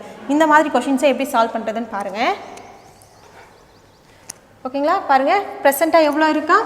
3200 பேர் இருக்காங்க அந்த கிராமத்தில். அடுத்த வருஷம் ஓகேங்களா, அடுத்த வருஷம் பார்த்தீங்கன்னா அதில் வந்து 12.5%. ஓகேங்களா? 12 1/2% என்ன ஆகுறாங்கன்னா இன்க்ரீஸ் ஆகுறாங்க. அதனால் நம்ம என்ன எடுத்துக்கணும்? ப்ளஸ்ன்னு எடுத்துக்கணும். /100ங்களா. நெக்ஸ்ட் இயர் என்ன ஆகுறாங்கன்னா 8% டிக்ரீஸ் ஆகுறாங்க. அப்போ 100 - 8/100 எடுத்துக்கிட்டோமா, ஈக்குவல் டு நமக்கு கிடைக்கக்கூடியது என்னது? அந்த 2 வருஷம் கழிச்சு அந்த கிராமத்தோட மக்கள் தொகையாக இருக்கும். இது வந்து ஆஃப்டர்னு கேட்கும்போது நம்ம கரெக்டாக இந்த ஆர்டரில் எடுத்துக்கணும். ப்ரெசென்ட் வேல்யூ கொடுத்துட்ருப்பாங்க, நெக்ஸ்ட் எவ்வளோ பர்சன்டேஜ் இன்க்ரீஸ் டிக்ரீஸ்னு கொடுத்துருப்பாங்க. நம்ம இதை கேன்சல் பண்ணி கண்டுபிடிக்கும் போது 2 இயர்ஸ் கழிச்சோ 3 இயர்ஸ் கழிச்சோ நமக்கு எவ்வளோ பாப்புலேஷன் இருப்பாங்க, எவ்வளோ வேல்யூன்றது கிடைக்கும். இல்லை அவங்க கொடுக்குறதே வந்து இந்த இடத்துல இருக்கிறத கொடுத்துட்டு 2 வருஷங்களுக்கு முன்னாடி 3 வருஷங்களுக்கு முன்னாடின்னு கேட்கும்போது இதை அப்படியே ரிவர்ஸில் எடுத்துகிட்டு இந்த இடத்துல நமக்கு எக்ஸ்ன்னு வச்சு கண்டுபிடிச்சா நமக்கு ஆன்சர் கிடைச்சிடும். சரிங்களா? இப்போ பாருங்களேன், 100 + 12 1/2 கண்டுபிடிச்சிட்டாலே இந்த கொஷினுக்கு வந்து பாதி ஆன்சர் கிடைச்சிக்க மாதிரி. ஓகேவா? 3200 இன்ட்டு இங்கே மட்டும் அப்படியே இருக்கட்டும், இன்ட்டு 100 - 8 என்ன வரும்னு பாருங்களேன், 92 தானே. 92/100 வந்து இது பாருங்களேன், 100 + 12 அந்த 112/100 ஈஸியாக நம்ம சொல்லிட்டு போயிடலாம். ஆனால் இங்கே அப்படி கிடையாது, மிக்ஸ்டு ஃப்ராக்ஷன் இருக்குது. இதை ஃப்ராக்ஷனாக மாற்றி ஆட் பண்ணி கொண்டு வரும்போது நமக்கு என்ன வரும்னு பாருங்கள். 100 + 12 1/2 தானே. முதல்ல இதை நம்ம மாற்றினா என்ன வரும்? 25/2ங்களா, ப்ளஸ் ஒரு 100 இருக்கா, இதை கேன்சல் நம்ம பண்ணால் என்ன வரும்? 225/2ன்னு வருமா. கீழே ஒரு 100 இருக்கா, 100/1. அப்போ 1 இன்ட்டு பண்ணால் 1/100 வருமா, என்ன வரும்னு பாருங்கள்? 225/200 வருமா. அப்போ இந்த இடத்துல ஃபுல்லாக நமக்கு என்ன வரும்? 225/200 வருமா. 2 0க்கு 2 0 கேன்சல் பண்ணிடலாமா. நெக்ஸ்ட்டு பாருங்கள், 25ஆல் அடிக்கலாமா டேரெக்டாக. 100ல் 4 முறை இருக்குமா, 225ல் 8 9 முறை இருக்குங்களா. நெக்ஸ்ட்டு பாருங்கள், 1 2 2 14 2 32ங்களா. நெக்ஸ்ட் இதை 4th டேபிள் அடிக்கலாமா. 1 நாங்க 4 2 நாங்க 8 மீதி 1 இருக்குங்களா, 3 இருக்குங்களா. ஓகேவா? இப்போ ஃபைனலாக கேன்சல் பண்ணுறோம், இனி எதுவும் இல்லை. 16 × 9 சரிங்களா, 16 × 9 × 23 பண்ணால் நம்மளோட ஆன்சர் கிடச்சிடும். இந்த பெரிய பெரிய எண்கள் பெருக்கிற மாதிரி வருதுன்னு வச்சுக்கோங்களேன். எக்ஸாமில் ஒரு முறை மொத்தமாக பெருக்கி முடிச்சுட்டு ஆன்சரை பார்க்குறதுக்கு முன்னாடி யூனிட் டிஜிட்ஸ் தெரியுமா நமக்கு, அதை வச்சு செக் பண்ணி பார்க்கலாம். ஓகேவா? 9ஐயும் 6ஐயும் பெருக்கினா என்ன வரும்? 54ங்களா. இப்போ இந்த 4ஐயும் 3ஐயும் பெருக்குனா 12ங்களா. அப்போ யூனிட் பிளேஸில் 12ன்னு வரப்போகுது ஆன்சருக்கு. ஓகேவா? அப்போ அதாவது 2ன்னு வரப்போகுது. 2ன்னு முடிகிற மாதிரி என்ன ஆப்ஷன் இருக்குன்னு பாருங்களேன், ஏவும் சியும் இருக்குது. பிடி நமக்கு ஆன்சர் கிடையாதுன்றதை நம்ம சொல்லிடலாம். நம்மளோட ரேராக தான் இந்த மாதிரி கிடைக்கும். ஒரு சில இடத்துல யூனிட் டிஜிட் வச்சு நம்ம ஆன்சர் சொல்லிட்டு போயிடலாம். இப்போ இந்த மாதிரி 2 ஆன்சர் இருக்குன்னு வச்சுக்கோங்கன்னா நம்ம ஃபுல்லாக தான் பெருக்கி ஆகணும். சரிங்களா? 16 × 9 பண்ணால் என்ன வரும்? 144ங்களா, × 23. சரிங்களா? இதை நம்ம எப்படி பிரித்து பெருக்கிக்கலாமா. 144 × 20யும் 144 × 3யும் பண்ணிடலாமா. 144 × 20 பண்ணால் என்ன வரும் பாருங்களேன், 0 அப்படியே இருக்கட்டும். 4 2 8 4 2 8 1 2 2ங்களா. 3 பேருக்குனா என்ன வரும்னு பாருங்கள், 4 3 12 மீதி ஒரு 1ங்களா. 4 3 12 13 மீதி 1ங்களா, 3 கூட்டினா 4ங்களா. இதை ஆட் பண்ண என்ன வரும் பாருங்கள், 2 1 மீதி 12 13 மீதி 1ங்களா. அப்போது ஆன்சர் என்ன வரும்? 3312. ஓகேங்களா? அப்போ 2 வருஷம் கழிச்சு ஒரு முறை 12% இன்க்ரீஸ் ஆகி இன்னொரு வருஷம் 8% டிக்ரீஸ் ஆயிருந்தா அந்த கிராமத்தோட பாப்புலேஷன் 2 இயர்ஸ் கழிச்சு என்னவா இருக்கும்? 3312 இருக்கும். சரிங்களா? இந்த மாதிரி பாப்புலேஷன் பேஸ்டு கொஷின்ஸ் இது வந்து ஈஸியாக இருக்கும். இல்லை எனக்கு பர்சன்டேஜ் எடுக்க தெரியும்னா டேரெக்டாக பர்சன்டேஜ் எடுத்து கூட்டியோ கழிச்சோ நம்ம ப்ரெசென்ட்டாக எவ்வளோ பாப்புலேஷன் இருக்குன்றதை சொல்லலாம். சரிங்களா? நெக்ஸ்ட் பார்க்கலாங்களா. நெக்ஸ்ட் பாருங்கள், ப்ராஃபிட் அண்ட் லாஸ்லேருந்து கேட்டிருக்காங்க. ஒருவர் என்ன பண்ணுறாரா, 40,000 கொடுத்து ஒரு மோட்டார் சைக்கிளை வாங்கி அதுக்கு 5,000 செலவு பண்ணி எல்லாம் அதனோட பழுதுகளெல்லாம் நீக்கி விற்கும்போது ஓகேவா அவர் எவ்வளோக்கு விற்றுருக்காருன்னா 54,000 விற்றுருக்காரு அப்படின்னா அவருக்கு எவ்வளோ லாப சதவீதம் கேட்குறாங்க. சரிங்களா? நம்ம எப்பவுமே அவர் எவ்வளோக்கு வாங்கியிருப்பாரோ அதுதானே காஸ்ட் ப்ரைஸ்னு எடுப்போம். எவ்வளோக்கு வாங்கியிருக்காரு? 40,000 வாங்கியிருக்காரு. சரிங்களா? விற்கும்போது எவ்வளோக்கு விற்றுருக்காரு? 54,000 விற்றுருக்காரு. சரிங்களா? இது ரெண்டுத்துக்கும் டிஃப்ரென்ஸ் கண்டுபிடிச்சி அதுதான் அவருக்கு ப்ராஃபிட்னு சொல்லிடலாமான்னா சொல்லக்கூடாது. ஓகேவா? அப்போ தான் இந்த மாதிரி ஒரு விஷயத்தை பார்க்கணும். அவர் ஒரு காசு செலவு பண்ணி அதை சரி பண்ணியிருப்பாரு, இல்லை புதுமைப்படுத்தியிருப்பாருன்னு ஒரு வார்த்தை கொடுத்துருந்தாங்கன்னு வச்சுக்கோங்களேன், அந்த அமௌண்ட்டை காஸ்ட் ப்ரைஸோடு ஆட் பண்ணிக்கணும். சரிங்களா? ஆட் பண்ணால் எவ்வளோ வரும்? 45,000 எடுத்துக்கணும். சரிங்களா? இப்போது அவரோட காஸ்ட் ப்ரைஸ் 45,000, அவரோட செல்லிங் ப்ரைஸ் 54,000. அவருக்கு ப்ராஃபிட்டாக எவ்வளோ வந்திருக்கும்? காஸ்ட் ப்ரைஸ்க்கும் செல்லிங் ப்ரைஸ்க்கும் டிஃப்ரெண்ட் தானே. ப்ராஃபிட் எவ்வளோ? 9,000ங்களா? இதை வச்சு ப்ராஃபிட் பர்சன்டேஜ் சொல்லிடலாமா? ப்ராஃபிட் பர்சன்டேஜ் வேணும்னா எவ்வளோ ப்ராஃபிட்டோ அதை மேலே எடுத்துக்க போகிறோம், காஸ்ட் ப்ரைஸ் கீழே எடுத்துக்கணும். சரிங்களா? இன்ட்டு 100 பண்ணால் எவ்வளோ ப்ராஃபிட் பர்சன்டேஜ் லாப சதவீதம் என்னன்றதை சொல்லலாம். சரிங்களா? 3 0 3 0 கேன்சலா? 1 9 9 5 9 45, 1 5 5 25 எவ்வளோ? 100. அப்போது அவருக்கு எவ்வளோ அதில் ப்ராஃபிட் இருந்திருக்கும்? 20% ப்ராஃபிட்டாக இருந்திருக்கும். ஆப்ஷன் பி தான் நம்மளோட ஆன்சர். சரிங்களா? நெக்ஸ்ட் கொஸ்டின் பாருங்கள்.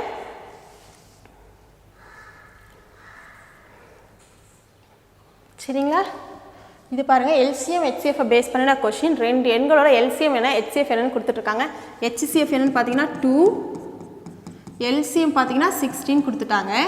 கொடுத்துட்டு அந்த 2 எண்களை பற்றி என்ன இன்ஃபர்மேஷன் கொடுத்துருக்காங்கன்னா, ஒரு எண்ணை விட இன்னொரு எண் வந்து 14 வந்து அதிகமாக இருக்கும். ஓகேங்களா? ஒரு எண் வந்து எக்ஸ்ன்னு இருந்தால் இன்னொரு எண் என்னவாக இருக்குமா? எக்ஸ் + 14 இருக்குன்றதை கொடுத்துட்டு எனக்கு சிறிய எண் என்னன்னு சொல்லுங்கன்னு கேட்குறாங்க. சிறிய எண்ணெய் என்னது? எக்ஸ் தானே.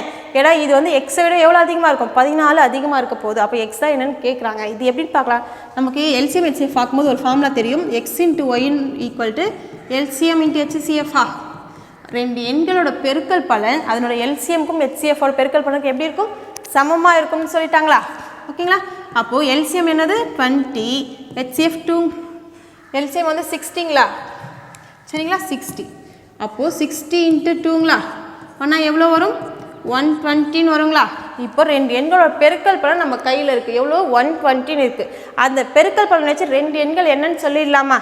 பாருங்கள், இப்போ 120-ஐ நான் 2 எண்களோட பெருக்கல் பலனாக பிரிக்கணும். பிரிக்கும்போது அந்த 2 எண்கள் எப்படின்னு பார்க்கலான்னு பாருங்கள். 0ன்னு ஒரு எண்ணு கொடுத்துக்கலாம். ஒரே ஒரு 0 தானே இருக்குது. அப்போது ஒரே ஒரு எண்ணுக்கு 0 கொடுத்துக்கலாம். மீதி இருக்க 12 நான் எப்படி பிரிக்கலாம்? 6 × 2ன்னு பிரிக்கலாம். 6 2 12ங்களா? அப்போ ஒரு எண்ணை 6 கொடுத்துடலாம், இன்னொரு எண்ணத்துல 20ன்னு கொடுத்துடலாம். இது 2 பெருக்கில் என்ன வருதுன்னு பாருங்களேன், 120 வருதுங்களா? இல்லை இன்னொரு ஆப்ஷன் எப்படி பாருங்களேன், ஒரு எண்ணுக்கு 0ன்னு கொடுத்துடலாம். 12 வேறு எப்படி பிரிக்கலாம்? 4 3ன்னு பிரிக்கலாங்களா? இங்கே 4 இங்கே 3 கொடுத்துருங்க. இதை பெருக்கலாம் நமக்கு என்ன வரும்? 4 × 30 பண்ணால் 120ன்னு வரும். வேறு ஏதாச்சும் ஆப்ஷன் இருக்கானா? வேறு எதுவும் கிடையாது. இப்போ இது ஒரு எண் இது ஒரு எண்ணை எடுத்துக்கிட்டா இதுக்கான டிஃப்ரென்ஸ் தான் அவங்க என்ன கொடுத்துருக்காங்க? 14 கொடுத்துருக்காங்களா? ஒரு எண்ணோட ஒரு எண்ணு எப்படி இருக்குமா? 14 அதிகமாக இருக்குன்னு கொடுத்துருக்காங்க. அப்போ இது ரெண்டுத்துக்குமான டிஃப்ரென்ஸ் என்ன வருதுன்னு பாருங்களேன், 14 வருதா? ஓகே, இது ரெண்டுத்துக்குமான டிஃப்ரென்ஸ் என்ன வருதுன்னு பாருங்கள், 26ன்னு வருது. அவங்க கொடுத்த க்ளூ படி எது சாட்டிஸ்ஃபை ஆகுது? இந்த ஃபஸ்ட்டு நம்பர் தானே சாட்டிஸ்ஃபை ஆகுது. அப்போது எக்ஸுன்றது 6னா எக்ஸ் + 14 என்னவாக இருக்கும்? 20 இருக்க போகுது. அப்போ அவங்க கேட்குறது பெரிய எண்ணா சிறிய எண்ணா? சிறிய எண். அப்போ சிறிய எண் என்னன்னு சொல்லிட்டு போயிடலாம், நம்ம எக்ஸ்ன்னு சொல்லிடலாம். இல்லை பெரிய எண் என்னன்னு கேட்டாங்கன்னா நம்ம 20ன்னு சொல்லணும். ஓகேங்களா? ஈஸியாக இருக்குங்களா? நெக்ஸ்ட் கொஸ்டின் பாருங்கள். சரிங்களா? இந்த மாதிரி கொஷின்ஸும் வந்து மோஸ்ட் ரிப்பீட்டடான ஒரு கொஷின். ஓகேங்களா? ஒரு பொருளோட விலை 25% குறைந்த பின் ஒருவரால் ரூபாய் 240க்கு கூடுதலாக 5 பொருட்கள் வாங்க முடிகிறது எனில் பொருளின் உண்மையான விலை என்னன்னு கேட்குறாங்க. எப்படின்னு பாருங்களேன், ஒரு பொருளோட விலை வந்து ஃபஸ்ட்டு எவ்வளோ இருந்துச்சுன்னு தெரியாது, ஆனால் இப்போ அது 25% குறைஞ்சிருக்கு. அப்போது ஒருத்தர் வந்து அவரோட செலவை மாற்ற போகிறது கிடையாது. அப்போது அவர் ஆல்ரெடி வாங்கிட்டு இருந்த பொருளை இப்போ என்ன பண்ணலாம்? அதிகமாக பொருள் வாங்கலாம். ஏன்னா ஏன் விலை குறைஞ்சிருக்கு இல்லையா? இப்போ விலை குறைஞ்சா நம்ம அந்த காசுக்கு இன்னும் நிறைய பொருள் வாங்கிட்டு போகலாமா? அந்த கான்செப்ட் தான். அப்போ அந்த மாதிரி விலை குறைஞ்சதுக்கப்புறம் அவர் அதே காசுக்கு எவ்வளோ பொருள் அதிகமாக வாங்குறாரா? 5 பொருள் அதிகமாக வாங்கிட்டு போயிருக்காராம். அந்த அமௌண்ட் அவர் பண்ண போகிற செலவு எவ்வளோ? 240 ரூபா. அப்போ இங்கே செலவு மாறலை. அப்படி இருக்கும்போது பாருங்கள், எக்ஸ்பெண்டிச்சர் = ப்ரைஸ் × கன்சப்ஷன்னு சொல்லலாமா? ஒரு பொருளோட விலை அவர் எத்தனை பொருள் வாங்க போகிறாருன்றத ரெண்டையும் பெருக்குனா அவரோட செலவு என்னன்னு சொல்லலாமா? ஓகே, இங்கே செலவு எவ்வளோன்னு சொல்லிட்டாங்க, 240 ரூபாய்க்கு தான் அவர் வாங்க போகிறாருன்னு சொல்லிட்டாங்க. ப்ரைஸ் முதல்ல எவ்வளோ வந்திருக்கும்? எவ்வளோன்றது தெரியாது, நம்ம 100ன்னு எடுத்துக்கலாம். இப்போ என்னவா இருக்குது? 25% குறைஞ்சிருக்கு. அப்போ 100ல் 25 கழிச்சு என்ன வரும்? 75ங்களா? பாருங்கள். இப்போ நெக்ஸ்ட் இப்படி பாருங்களேன், இப்போது ப்ரைஸும் கன்சப்ஷனையும் பற்றி நம்ம ஒரு விஷயத்தை கவனிக்கும் போது எக்ஸ்பெண்டிச்சர் அங்கே சேமாக இருக்குது, செலவில் எந்த மாற்றமும் இல்லை அப்படின்னு ஒரு கேஸ் இருக்கும்போது பாருங்களேன், ப்ரைஸுக்கு அப்படியே தலைகீழே எப்படி இருக்கும், கன்சப்ஷன் இருக்கும். சரிங்களா? அப்போ இங்கே கன்சப்ஷன் என்னவா இருக்கும், 75/100 இருக்கும். பாருங்கள், இதை ரெண்டையும் கேன்சல் பண்ணால் என்ன வரும், 4/3ன்னு எடுத்துக்கலாமா? அப்போ இது என்னவா இருக்கும், 3/4 இருக்குமா? சரிங்களா? ப்ரைஸ் வந்து 4/3னா கன்சப்ஷன் என்னவா இருக்கும், 3/4 இருக்கும். இதோட மீனிங் என்னென்னு வச்சுக்கோங்களேன், ப்ரைஸ் வந்து ஃபஸ்ட்டு 4 பங்காக இருந்துச்சுன்னு வச்சுக்கேன், இப்போ 25% குறைஞ்சதுனால அது 3 பங்காக ஆயிடுச்சு. கன்சப்ஷன் பாருங்கள், முதல்ல 100 ரூபாய்க்கு வாங்கிட்டு இருந்தவர் 3 பங்கு பொருளை வாங்கியிருக்காருனா இப்போ 75 ரூபான்னு ஆயிடுச்சுனால அவரால் 4 பங்கு பொருளை வாங்க முடியும். அப்போ என்ன கன்சப்ஷன் அதிகமாக இருக்குது. இது என்னது, கன்சப்ஷன். இப்போ அவங்க என்ன சொல்கிறாங்க, 240 ரூபாய்க்கு எத்தனை பொருள் அதிகமாக வாங்கியிருக்காரா, ப்ரைஸ் குறைஞ்சதுக்கப்புறம் 5 பொருளை அதிகமாக வாங்கியிருக்காருன்னு சொல்கிறாங்க. அந்த 5 பொருள்ன்றது என்னென்னு பார்த்தீங்கன்னு வச்சுக்கோங்களேன், முதல்ல 3 பங்கு வாங்கிட்டு இருந்தாரா, இப்போது 4 பங்கு வாங்கிட்டு இருக்காரு. இதுக்கான டிஃப்ரென்ஸ் என்ன வரும், 1 பங்குங்களா? சரிங்களா? ஒரு பார்ட். இந்த ஒரு பார்ட் தான் என்னென்னு பார்த்தீங்கன்னா 5 பொருள். சரிங்களா? அப்போ அவங்க என்ன கேட்குறாங்க, ஸ்டார்டிங்கில் அந்த ஒரு பொருளோட ப்ரைஸ் என்னென்னு கேட்குறாங்க. ஸ்டார்டிங்கில் மொத்தமாக எவ்வளோ பங்கு வாங்கிட்டு இருந்தார், 3 பங்கு வாங்கிட்டு இருந்தார். ஒரு பங்கு 5 பொருள்னா 3 பங்குன்றது என்னவா இருக்கும், சரி ஓகேங்களா? ஒரு பங்கு 5 பொருள்னா 3 பங்குன்றது எவ்வளோ இருக்கும், 15 பொருளாக இருக்குமா? சரிங்களா? 4 பங்கு அதுவே. இப்போ ப்ரெசண்ட்டாக விலை குறைஞ்சதுக்கப்புறம் அவர் எவ்வளோ பொருள் வாங்கியிருக்காரு, 4 பங்கு பொருளை வாங்கியிருக்காரு. அப்போ இப்போ எவ்வளோ பொருள் வாங்குவார், 20 பொருளை வாங்குவார். இது ரெண்டுத்துமான டிஃப்ரென்ஸ் எவ்வளோ வந்துச்சு பார்த்தீங்களா? 5 பொருள் இப்போ எக்ஸ்ட்ரா வாங்கியிருக்க மாதிரி வருதுங்களா? இப்போ இதுலேருந்து அவங்க என்ன கேட்டாலும் நம்ம சொல்லிடலாம். சரிங்களா? ஒரிஜினல் ப்ரைஸ் ஓகேவா, ஸ்டார்டிங்கில் விலை குறைப்புக்கு முன்னாடி ஒரு பொருளோட விலை என்னன்னு சொல்லிடலாம், விலை குறைப்புக்கு அதுக்கப்புறம் ஓகேவா, அப்போது ஒரு பொருளோட விலை என்னன்றது சொல்லிடலாம். சரிங்களா? ஸ்டார்டிங்லன்னு பார்த்தீங்கன்னு வச்சுக்கோங்களேன், அப்பயே 240 ரூபா தான் செலவு பண்ணியிருக்காரு. விலை குறைஞ்சதுக்கப்புறமா என்ன பண்ணியிருக்காரு, 240 ரூபாய்க்கு தான் செலவு பண்ணியிருக்காரு. பொருள் அப்போ வந்து 240 ரூபாய்க்கு தான் வாங்கியிருக்காரு. ஒரிஜினல் ப்ரைஸ் கேட்டாங்கன்னா ஒரிஜினலாக ஸ்டார்டிங்கில் அவர் எத்தனை பொருள் வாங்கியிருக்காரு, 15. சரிங்களா? இதை கேன்சல் பண்ணி பாருங்களேன், 3 முறை வருங்களா, 4 8ங்களா, 1 3 3 16 3 48. அப்போ ஸ்டார்டிங்கில் ஓகேங்களா, விலை குறைப்புக்கு முன்னாடி ஒரு பொருளோட விலை என்னவா இருந்திருக்குன்னு பார்த்தீங்கன்னா 16 ரூபாயாக இருந்திருக்கும். அதுதான் நம்மளோட கொஷின். அப்போ ஆன்சர் ஆப்ஷன் ஏ தான். அதுவே அவங்க வந்து விலை குறைப்புக்கு அப்புறம் இப்போ பொருளோட விலை என்ன இருக்குன்னு கேட்டாங்கன்னு வச்சுக்கோங்க, இப்போ வாங்கக்கூடிய பொருளோட எண்ணிக்கை என்னது, 20 தானே. கேன்சல் பண்ண என்ன வரும் பாருங்கள், 12ங்களா. அப்போ ப்ரெசண்ட்டாக ஓகேவா, விலை குறைஞ்சதுக்கு அப்புறம் ஒரு பொருளோட விலை என்னன்னு கேட்டாங்கன்னா 12 ரூபாய்ன்றதை நம்ம சொல்லிடலாம். சரிங்களா? நெக்ஸ்ட் கொஸ்டின் பார்க்கலாங்களா? பாருங்கள், இந்த மாதிரி சேலரியை பேஸ் பண்ணின கொஷின்ஸ் இருக்கும் எக்ஸாமில்.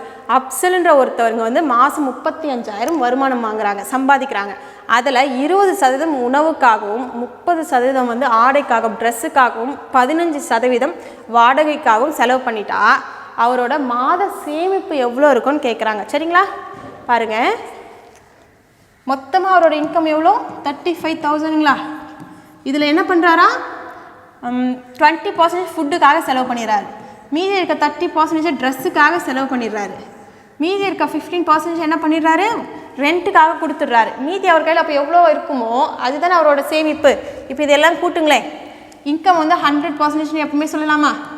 பாருங்கள், இதெல்லாம் கழிச்சு எவ்வளோ, 50 65ங்களா, 100ல் 65 போச்சுன்னா அவர் கையில் எவ்வளோ இருக்கிறது அர்த்தம், 35% காசு தான் அவர் கையில் இருக்க போகிறது அர்த்தம். இதுதான் அவரோட சேவிங்ஸுங்களா. சரிங்களா? அவரோட செலவெல்லாம் போக எவ்வளோ பர்சன்டேஜ் அவர் கையில் காசு இருக்கோ அதுதானே அவரோட சேவிங்ஸ். அப்போ எவ்வளோ சேவ் பண்ணியிருக்காரு, 35,000ல் 35% சேவ் பண்ணியிருக்காரு. இது டேரெக்டாக இது 10% எடுத்தும் சொல்லிடலாம். இல்லைனா பாருங்கள், 35,000 எனக்கு 35% வேணும்னா 35/100 2 0க்கு 2 0 கேன்சலுங்களா. இப்போ நான் என்ன பண்ணணும், 350 × 35 பண்ணி சொல்லணுமா? எனக்கு 35 ஸ்கொயர் கண்டுபிடிக்கிறது ஈஸியாக. 35 ஸ்கொயர்னா என்னன்னு சொல்லலாம், 25 3 × 4 12ங்களா. ஓகேவா, ஒரு 0 அப்படியே இருக்கு இல்லையா, அந்த 0 ஆட் பண்ணிடலாமா? அப்போ அவர் எவ்வளோ சேமிச்சிருப்பார், 12,250 ரூபாயை சேமிச்சிருப்பாரா? இதுதான் அவரோட சேமிப்பு. நெக்ஸ்ட் கொஸ்டின் பாருங்கள்.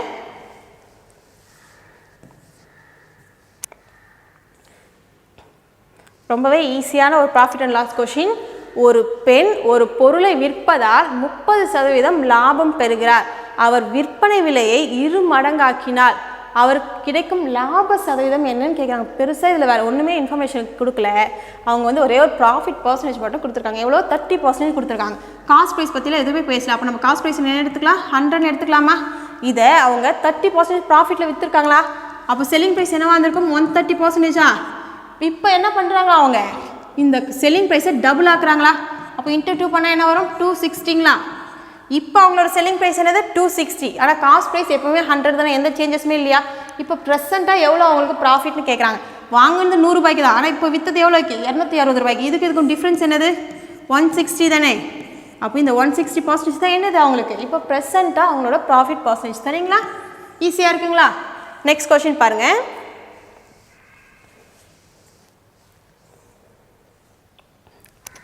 பாருங்கள் 1560 மற்றும் 2040 மிகச் சரியாக வகுக்கும் மிகப்பெரிய எண் எக்ஸ் எண்ணின் 121 மைனஸ் எக்ஸின் மதிப்பு என்னன்னு கேட்குறாங்க. மிகப்பெரிய எண் கேட்குறாங்களா? அப்போ என்னது அது HCFா?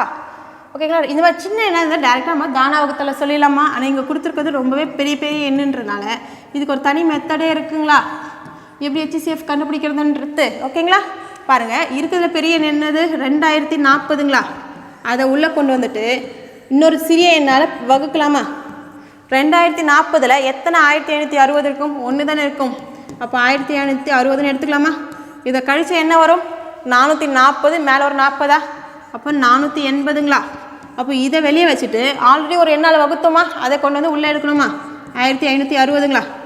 1560 எத்தனை 480 இருக்கும்? 500 நியரஸ்ட்டாக பார்த்தாலும் 3 இருக்குமா? சரிங்களா? 0 3 8 24, மீதி ஒரு 2ங்களா? 4 12 14. சரிங்களா? இப்போ கழிச்சு என்ன வரும்? இது ஒரு 60, இங்கே ஒரு 60, 120ங்களா? இப்போ திரும்ப இதுக்கு முன்னாடி எந்த எண்ணால் வகுத்தோம்? 480ஆல் வகுத்தோமா? அந்த 480 உள்ளே கொடுக்கலாமா? கொடுத்தா பாருங்கள் கரெக்டாக 4 டைம்ஸ் வருமா? ஓகேங்களா? 0 4 2 8 4 4 எவ்வளோ 4 1 4. இப்போ ஃபைனல் என்ன வந்துச்சு நமக்கு 0ன்னு வந்துருச்சுங்களா? இப்போ பாருங்கள் எந்த எண்ணால் கடைசியாக வகுக்கும் போது நமக்கு 0 வந்துச்சு அதுதான் நம்மளோட HCF. ஓகேங்களா? அப்போ HCF என்னது 120ன்னு கண்டுபிடிச்சிட்டோம்.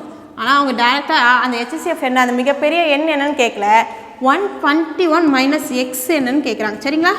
இந்த HCF தான் அவங்க எக்ஸ்ன்னு சொல்லியிருக்காங்க. ஓகேங்களா? சொல்லிட்டாங்களா? இந்த 2 எண்ணையும் வகுக்கூடிய மிகப்பெரிய எண்ணை நான் எக்ஸ்ன்னு எடுத்துக்கிறேன். அப்படி இருக்கும்போது 121 மைனஸ் எக்ஸ் என்னன்னு சொல்லுங்கன்னு கேட்குறாங்க. அப்போது 121 எக்ஸ் தான் நம்ம என்னன்னு கண்டுபிடிச்சிருக்கோம் 120ன்னு கண்டுபிடிச்சிருக்கோமா? அப்போ 121 மைனஸ் 120 பண்ணால் என்ன ஒரு ஆன்சர் 1. ஓகேவா? பாருங்கள் அப்போ ஆன்சர் ஆப்ஷன் ஏ 1 தான். சரிங்களா? இதுக்கெல்லாம் எந்த ஷார்ட்கட்டுமே கிடையாது. இந்த மெத்தட் தெரிஞ்சால் மட்டும்தான் நம்மளால் சால்வ் பண்ண முடியும். நெக்ஸ்ட் கொஸ்டின் பாருங்கள்.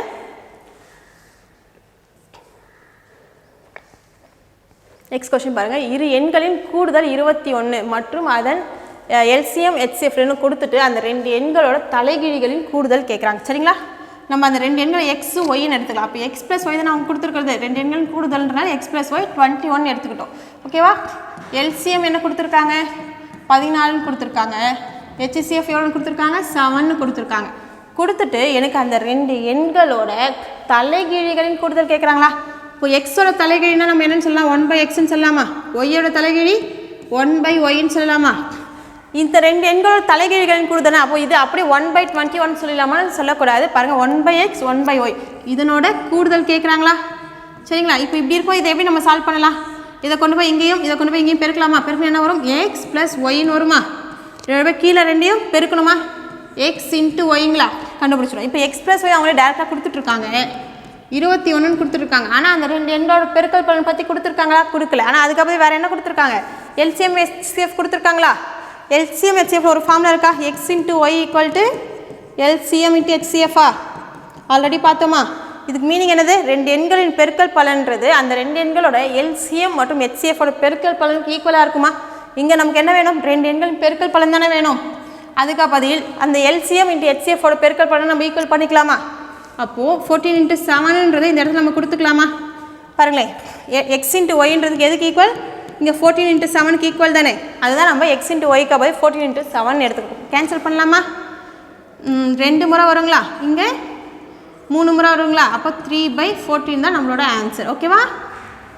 ஆப்ஷன் சி தான் அந்த 2 எண்களோட தலைகீழிகளின் கூடுதல். நெக்ஸ்ட் கொஸ்டின் பாருங்கள். ப்ரொப்போர்ஷனில் இருந்து கொஷின் கேட்குறாங்கன்னா நமக்கு ஒரே ஒரு ஃபார்முலா தெரிஞ்சால் போதும். Mean proportion, third proportion, fourth proportion. சரிங்களா? பாருங்கள் 6 9 18ஓட ஃபோர்த்து ப்ரொப்போர்ஷன் என்னன்னு கேட்குறாங்க. சரிங்களா?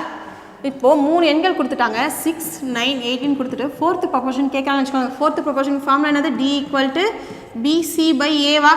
அவங்க கொடுத்துருக்க எண்கள் அப்படியே ஆர்டர் சேஞ்ச் பண்ணாமல் ஏ பி சின்னு எடுத்துக்கணும் சரிங்களா. இதில் மாற்றி எடுக்கக்கூடாது. இப்போ இதில் பி இருக்க இடத்துல என்ன இருக்குது 9, சி வந்து 8, 18 சரிங்களா. ஏ என்னன்னு பாருங்கள் 6 கேன்சல் பண்ணலாமா. 1 6 3 6 18 அப்போ 9 3 என்ன வரும் 27. அப்போது கொடுத்துருக்க அந்த 3 எண்களோட 4th ப்ரொபோர்ஷன் என்னவா வரும் ஆப்ஷன் டி ஓகேங்களா. 27 தான் 4th ப்ரொபோர்ஷன். Next question பார்க்கலாங்களா.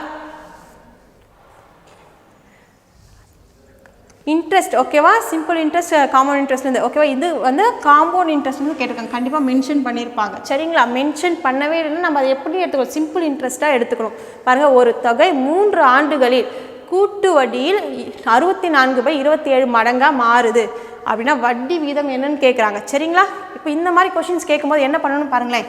நமக்கு வந்து இங்கே அசல் பற்றியெல்லாம் எதுவுமே சொல்லலை, இவ்வளோதான் தொகைன்னு சொல்லலை, எவ்வளோ மடங்காக மாறி இருக்குது எவ்வளோ வருஷத்தில் மட்டும் தான் சொல்லியிருக்காங்க. சொல்லிட்டு நம்மளை என்ன கேட்குறாங்க ரேட் ஆஃப் இன்ட்ரெஸ்ட் நம்மளை கேட்குறாங்க. அப்படி இருக்கும்போது என்ன பண்ணணும்னு வச்சுக்கோங்களேன், நமக்கு அசல் பற்றி எதுவுமே தெரியாது, ஆனால் அமௌண்ட் மட்டும் எவ்வளோ மாறி இருக்கான் 64/27 டைம்ஸாக மாறி இருக்குன்னு சொல்கிறாங்க. அப்போ முதல்ல அசல் எவ்வளோ வந்திருக்கும் ஒரு மடங்காக இருந்திருக்குமா. இப்போ அது என்னவா இருக்குது 64/27 ஆயிருக்குன்னு சொல்லிட்டாங்க. எத்தனை வருஷத்துலன்னு சொல்லியிருக்காங்கன்னு பார்க்கணும். 3 வருஷத்துலன்னு சொல்லியிருக்காங்களா. அப்போ என்ன பண்ணணும்னா இந்த அமௌண்ட்டுக்கு ஓகேவா அசலுக்கும் சரி மொத்த தொகைக்கும் சரி கியூப் ரூட் எடுக்கணும் சரியா. அதே இங்கே வந்து 2 வருஷம்னு சொல்லியிருந்தா ஸ்கொயர் ரூட் எடுக்கணும். 1க்கு கியூப் ரூட் எடுத்தாலும் ஆன்சர் என்னதான் 1 தான் ஓகேங்க. இதுக்கு நம்ம கியூப் ரூட் எடுத்தோம்னா 4/3 வருமா, எடுத்துட்டோம். இப்போ வந்து அசல் தொகை 1ன்னு இருந்தால் மொத்த தொகை என்னவாக இருக்கும் 4/3 பங்காக இருக்குது அப்படின்றது தெரிஞ்சிச்சு. இப்போ எனக்கு ரேட் ஆஃப் இன்ட்ரெஸ்ட் வேணும் சரிங்களா. 6 தான் எனக்கு வேணும். அப்படி இருக்கும்போது இதுக்கு ஃபார்முலா இருக்குது சரிங்களா. டிஃப்ரென்ஸ் ஓகேவா, எதுக்குமான டிஃப்ரென்ஸ்னு பார்த்தீங்கன்னா மொத்த தொகைக்கும் அசல் தொகைக்குமான டிஃப்ரென்ஸ் டிவைட் பை இங்கே அசல் தொகை இன்ட்டு 100ன்னு சொல்லணும் சரிங்களா. இப்போ டிஃப்ரென்ஸ் கண்டுபிடிக்கணும். 4/3 - 1 கண்டுபிடிக்கணும், அதுதான் டிஃப்ரென்ஸ் சரிங்களா. 4/3 - 1 கண்டுபிடிக்கணும். பண்ணால் என்ன வரும் 3ங்களா. இப்போ 4 - 3/3 வருமா, என்ன ஒரு ஆன்சர் 1/3 ஒரு டிஃப்ரென்ஸ். 1/3 பி எவ்வளோ 1 தானே ஓகேங்களா. நம்ம அசல் தொகை என்ன எடுத்திருக்கோம் 1 தானே எடுத்திருக்கோம். அப்போது 1ன்னு எது இருந்தாலும் நம்ம கீழே கன்சிடர் பண்ண வேண்டியது இல்லையா. அப்போ 1/3 × 100 100/3 ஆன்சர் என்ன வரும் 33 1/3%. அப்போ ரேட் ஆஃப் இன்ட்ரெஸ்ட் என்ன வந்திருக்கும் 33 1/3% இருந்திருக்கும் சரிங்களா. இந்த மாதிரி ஒரு கொஸ்டின் கேட்கும்போது இந்த ஃபார்முலாவும் வேணும், இந்த இடத்துல என்ன ரூட் எடுக்கணுன்றது தெரியணும் சரிங்களா. 2s வந்து ஸ்கொயர் ரூட் எடுக்க போகிறோம், 3s கியூப் ரூட் எடுக்க போகிறோம் சரிங்களா. டிஃப்ரென்ஸ் கண்டுபிடிச்சி டிஃப்ரென்ஸ் பை அசல் இன்ட்டு 100ன்னு பண்ணால் நமக்கு ரேட் ஆஃப் இன்ட்ரெஸ்ட் கிடைச்சிரும் சரிங்களா. நெக்ஸ்ட் கொஸ்டின் பாருங்கள். இங்கே பாருங்கள் ரேஷியோ அண்ட் ப்ரொபோர்ஷன் பேஸ் பண்ணி கொடுத்துருக்காங்க ஓகேங்களா. ஏ மற்றும் பி ஆகிய இரு எண்கள் 3வது எண் சியை விட முறையே 80% மற்றும் 50% அதிகம் அப்படின்னு கொடுத்துரு ஏபிக்கான விகிதம் கேட்குறாங்க சரிங்களா. பாருங்கள் 3 பேருக்கு பற்றி சொல்லியிருக்காங்க. இங்கே இந்த சின்ற பர்சனை வச்சு தான் ஏன்றவர் இவ்வளோ அதிகமாக இருக்கார், பின்றவங்க இவ்வளோ அதிகமாக இருக்காங்கன்னு சொல்கிறாங்க. அப்போ நம்ம சி என்னன்னு எடுத்துக்கலாம் 100ன்னு எடுத்துக்கலாமா. சியை விட ஏன்றவர் எவ்வளோ அதிகமாக இருக்காரா 80% அதிகமாக இருக்காரா. அப்போ எவ்வளோ இருப்பார் 180 இருப்பாரா. பின்றவர் எவ்வளோ இருக்காரா சியை விட 50% அதிகமாக இருக்காங்க. அப்போ 100 விட 50னா 150ங்களா. ஓகே, இப்போ அவங்க கேட்குறது யாருக்கு மட்டும்தான் ஏவுக்கும் பிக்குமான விகிதம் மட்டும்தானே கேட்குறாங்க. அப்போ இவங்க 2 பேருக்குமான ரேஷியோ மட்டும் கண்டுபிடிச்சா போதுமா. ஒரு 0க்கு ஒரு 0 கேன்சல், 6 3 18 5 3 15 சரிங்களா. அப்போ ஏவுக்கும் பிக்குமான ரேஷியோ என்னவா இருக்கும் 6:5 இருக்கும் சரிங்களா. நெக்ஸ்ட் கொஸ்டின் பாருங்கள். சிம்பிளிஃபிகேஷனில் தான் கொஸ்டின் கொடுத்துருக்காங்க. எப்படின்னு பாருங்கள். இதில் ஒய்யோட வேல்யூ கேட்குறாங்க சரிங்களா. 36/2 + y × 3 - 22 = 8. இதில் ஒய்யோட வேல்யூ என்னன்னு கேட்குறாங்க சரிங்களா. இப்போ எப்படி பண்ணலான்னு பாருங்கள். முதல்ல போர்ட் மாஸ்டர் யார் வருவா டிவைட் தானே வருவா. டிவைட் பண்ணிடலாமா. பண்ணால் என்ன வரும் 18 + y × 3 - 22 = 8ங்களா. இப்போ பாருங்கள் நெக்ஸ்ட்டு இவங்க 2 பேரும் சால்வ் பண்ணிடலாமா. y × 3ன்னு எடுத்துக்கிட்டு 18 - 22 என்ன வரும் -4 = 8. அப்போ y × 3 அப்படியே இருக்கட்டும். இந்த பக்கம் இருக்க -4 அந்த பக்கம்னா +4 மாறுவாங்களா. அப்போ 8 + 4 12. 1 3 3 4 3 12ங்களா. அப்போ ஒய்யோட வேல்யூ என்ன வந்திருக்கு 4 சரிங்களா. அப்போ ஆப்ஷன் பி தான் ஆன்சர். ஒய்யோட வேல்யூ என்னவா இருக்கும் 4. நெக்ஸ்ட் கொஸ்டின் பாருங்கள். டைம் ஸ்பீட் டிஸ்டன்ஸ்லேருந்து ஒரு கொஸ்டின் கேட்டிருக்காங்க. ஓகேங்களா. 150 மீட்டர் நீளமுள்ள ரயிலானது அதே திசையில் 2 கிலோமீட்டர் பர் மணி அப்படின்ற வேகத்தில் ஓடிக்கொண்டிருக்கும் ஒரு நபரை 3 வினாடிகள் கடக்கிறது எனில் ரயிலின் வேகம் என்னன்னு கேட்குறாங்க. சரிங்க, பாருங்கள் எப்படி பண்ணுறதுன்னு பாருங்கள்.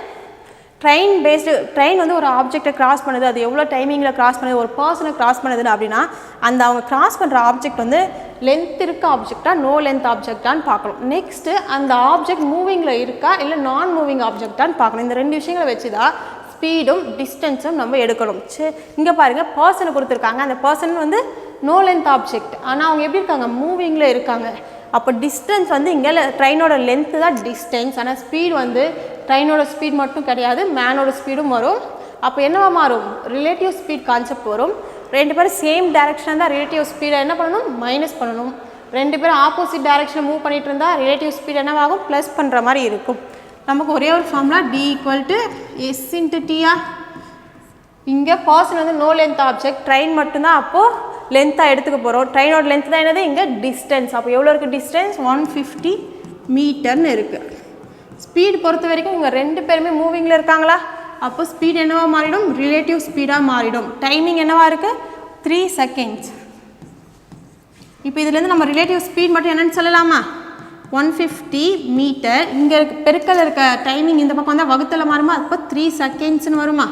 கேன்சல் பண்ண என்ன வரும், 50. ஓகேவா, 50 மீட்டர் பர் செகண்ட்ஸாக இருக்குது. ஆனால் ஆன்சர் எல்லாமே எப்படி இருக்குது, கிலோமீட்டர் பர் ஹவராக இருக்குது. அப்போ இதை கிலோமீட்டர் பர் ஹவராக மாற்றிடலாமா, மாற்றினா என்ன பண்ணணும், 18/5 பெருக்கணுமா. 1 5 5 5 5 50. அப்போ எவ்வளோ மாறிடுது, 180 கிலோமீட்டர் பர் ஹவராக ரிலேட்டிவ் ஸ்பீட் ஆகிறது. ஓகேவா, ரிலேட்டிவ் ஸ்பீட் என்னது, 180 கிலோமீட்டர் பர் ஹவர். இப்போ இதில் இருந்து எனக்கு ட்ரெயினோட ஸ்பீட் தானே வேணும். அப்போ இதை எப்படி கண்டுபிடிக்கிறதுன்னு பார்த்தீங்கன்னா பாருங்கள், ரிலேட்டிவ் ஸ்பீட் தானே, 2 பேர் சேம் டைரக்ஷனில் ஓடிட்டுருக்காங்களா. அப்போ ரிலேட்டிவ் ஸ்பீட் எப்படி இருக்கும், ட்ரெயினோட ஸ்பீடுக்கும் மேனோட ஸ்பீடுக்குமான வித்தியாசமாக இருக்குமா. சரிங்களா, மேனோட ஸ்பீடுக்குமான வித்தியாசமாக இருக்குமா. இதில் ட்ரெயினோட ஸ்பீட் தான் கேட்குறாங்க, ஆனால் மேனோட ஸ்பீட் கொடுத்துட்ருக்காங்களா, எவ்வளோ 2 கிலோமீட்டர் பர் ஹவர்னு கொடுத்துட்ருக்காங்களா. ரிலேட்டிவ் ஸ்பீட் நம்ம எவ்வளோ கண்டுபிடிச்சிருக்கோம், 180 கிலோமீட்டர் பர் ஹவர்னு கொடுத்துருக்கோமா. இதுலேருந்து நம்ம ட்ரெயினோட ஸ்பீட் என்னன்னு சொல்லிடலாமா. இங்கே இருக்க மைனஸ் இந்த பக்கம் வந்தால் என்னவாகும், ப்ளஸ் ஆகும். அப்போ 180 + 2 வந்தால் என்ன வரும், 182 கிலோமீட்டர் பர் ஹவர்னு வரும். அப்போது நம்ம ட்ரெயினோட ஸ்பீட் என்னது, 182 kilometre per hour. Train based பண்ணின கொஷின் வந்து ட்ரெயின் வந்து கிராஸ் பண்ணுதுன்னா அது நோ லென்த் ஆப்ஜெக்டா லென்த் ஆப்ஜெக்டான்னு பார்க்கணும். நெக்ஸ்ட் வந்து அது மூவிங்கில் இருக்கா இல்லை நான் மூவிங் ஆப்ஜெக்டான்னு பார்க்கணும். எதுக்கு, இப்போ வந்து லென்த் ஆப்ஜெக்ட்னா 2யும் ஆட் பண்ணி டிஸ்டன்ஸாக எடுக்கணும். மூவிங்கில் இல்லைன்னா ட்ரெயினோட ஸ்பீட் மட்டும்தான் ஸ்பீடு, ஆனால் இப்போ ஆப்ஜெக்ட்டும் மூவிங்கில் இருந்தால் ரிலேட்டிவ் ஸ்பீட் பார்க்கணும். நெக்ஸ்ட் கொஸ்டின் பாருங்கள். நெக்ஸ்ட் மெஷர்மெண்ட்லேருந்து ஒரு கொஸ்டின் கேட்டிருக்காங்க. ஒரு திண்ம உருளையின் ஆரம் உயரம் 2யும் கொடுத்துட்டு அதோட வலைப்பரப்பு என்னன்னு கேட்குறாங்க. ஓகேங்களா, டோட்டல் சர்ஃபேஸ் ஏரியா மொத்த வலைப்பரப்பு என்னன்னு கேட்குறாங்க. நமக்கு மொத்த வலைப்பரப்புக்கான ஃபார்முலா என்ன வரும், உருளைக்கான மொத்த வலைப்பரப்பு. ஓகேங்க, total surface area of cylinder அப்படின்னா 2πr × h+rங்களா. அவங்க ஆர் என்னன்னு கொடுத்துருக்காங்க, 14 சென்டிமீட்டர்னு கொடுத்துருக்காங்க. ஹெச் என்னன்னு கொடுத்துருக்காங்க, 7 சென்டிமீட்டர்னு கொடுத்துருக்காங்க. மெஷர்மெண்ட்ஸை பொறுத்த வரைக்கும் மோஸ்ட்லி ஃபார்முலாஸ் தெரிஞ்சுக்கிட்டா மட்டும் போதும், நம்ம ஆன்சர் சொல்லிடலாங்களா. 2 × 22/7, பையோட வேல்யூ எப்பவுமே 22/7 தான் எடுக்கணும், 3.14 எடுக்கக்கூடாது. ஓகேங்களா, ஆர் எவ்வளோ 14 இன்ட்டு ஹெச் எவ்வளோ 7ங்களா, 7 + 14 என்ன வரும் 21ங்களா. இப்போ இதை கேன்சல் பண்ணலாமா, 1 7 2 7 16ங்களா. இது 2 பேருக்குன்னா 44, 2 × 21 பேருக்குன்னா 42. இப்போ இது 2 நம்ம பெருக்கணும். அதுக்கு மேலே ஒரு மாதிரி யூனிட் டிஜிட்டை செக் பண்ணிட்டு வந்துடலாம். 4யும் 2யும் பெருக்கினா 8ன்னு வர மாதிரி இருக்குது ஆப்ஷன் இருக்கான்னு பார்த்தா இதில் 4 ஆப்ஷனுமே 8ன்னு தான் வர மாதிரி இருக்குது. அப்போ பெருக்கி தான் ஆக்கணும். சரிங்களா, ஈஸியாக பெருக்கிறதுக்கு 44 × 40 முதல்ல பெருக்கலாமா. 0 நாங்கள் 16 மீதி ஒன்றுங்களா, நாங்கள் 16 17ங்களா. 2 முறை 44 பெருக்கினா என்ன வரும் 88ங்களா.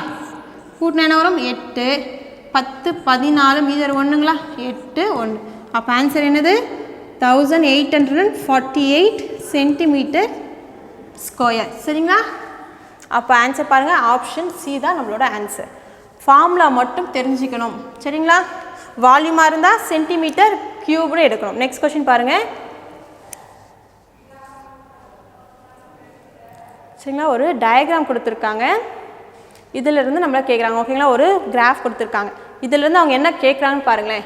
ஜனவரிலேருந்து ஜூன் வரைக்கும் 6 மாதம் அவர் எவ்வளோ சைக்கிளை விற்றுருக்காருன்ற கவுண்டிங்காக கொடுத்துட்ருக்காங்க. மந்த் வைஸ் கொடுத்துட்டு மார்ச் மாதத்துக்கும் ஏப்ரல் மாதத்துக்குமான டிஃப்ரென்ஸ் என்னன்னு கேட்டிருக்காங்க. அது பர்சன்டேஜில் கேட்டிருக்காங்க. ஓகேங்களா, மார்ச் மாதத்தை விட ஏப்ரல் மாதம் எத்தனை வண்டி, அதாவது எத்தனை மிதி வண்டிகள் கூடுதலாக விற்பனை செஞ்சுருப்பாருன்ற பர்சன்டேஜ். சரிங்களா, பாருங்கள்.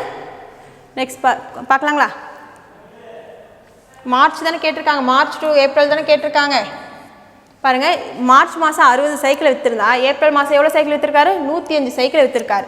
அப்போது இதுக்கு டிஃப்ரென்ஸ் வேணும்னா முதல்ல கவுண்டிங்கில் டிஃப்ரென்ஸ் வேணுமா? எவ்வளோ? 45 சைக்கிளை ஏப்ரல் மாதம் அதிகமாக விற்றுருக்காரா? ஆனால் அவங்க கேட்குறது எவ்வளோ? மார்ச் மாதத்தை விட ஏப்ரல் மாதம் எவ்வளோ அதிகமாக விற்றுருக்காருன்றது தானே. அப்போது பேஸில் மார்ச் மாதத்தில் எவ்வளோ சைக்கிள் விற்றுருக்காங்களோ அந்த கவுண்டிங் தானே வேணும். இன்ட்டு 100ங்களா. ஓகேங்களா, 3 முறை இருக்குங்களா? 15 60ல் 4 முறை இருக்குமா? 1 4 25 4 100ங்களா. அப்போ 3 × 25 பேருக்கு என்ன வரும்? 75%. அப்போது மார்ச் மாதத்தை விட ஏப்ரல் மாதம் 75% சைக்கிள் அவர் என்ன பண்ணியிருப்பார்? அதிகமாக விற்றுருப்பார். அப்போ ஆன்சர் ஆப்ஷன் ஏ தான்.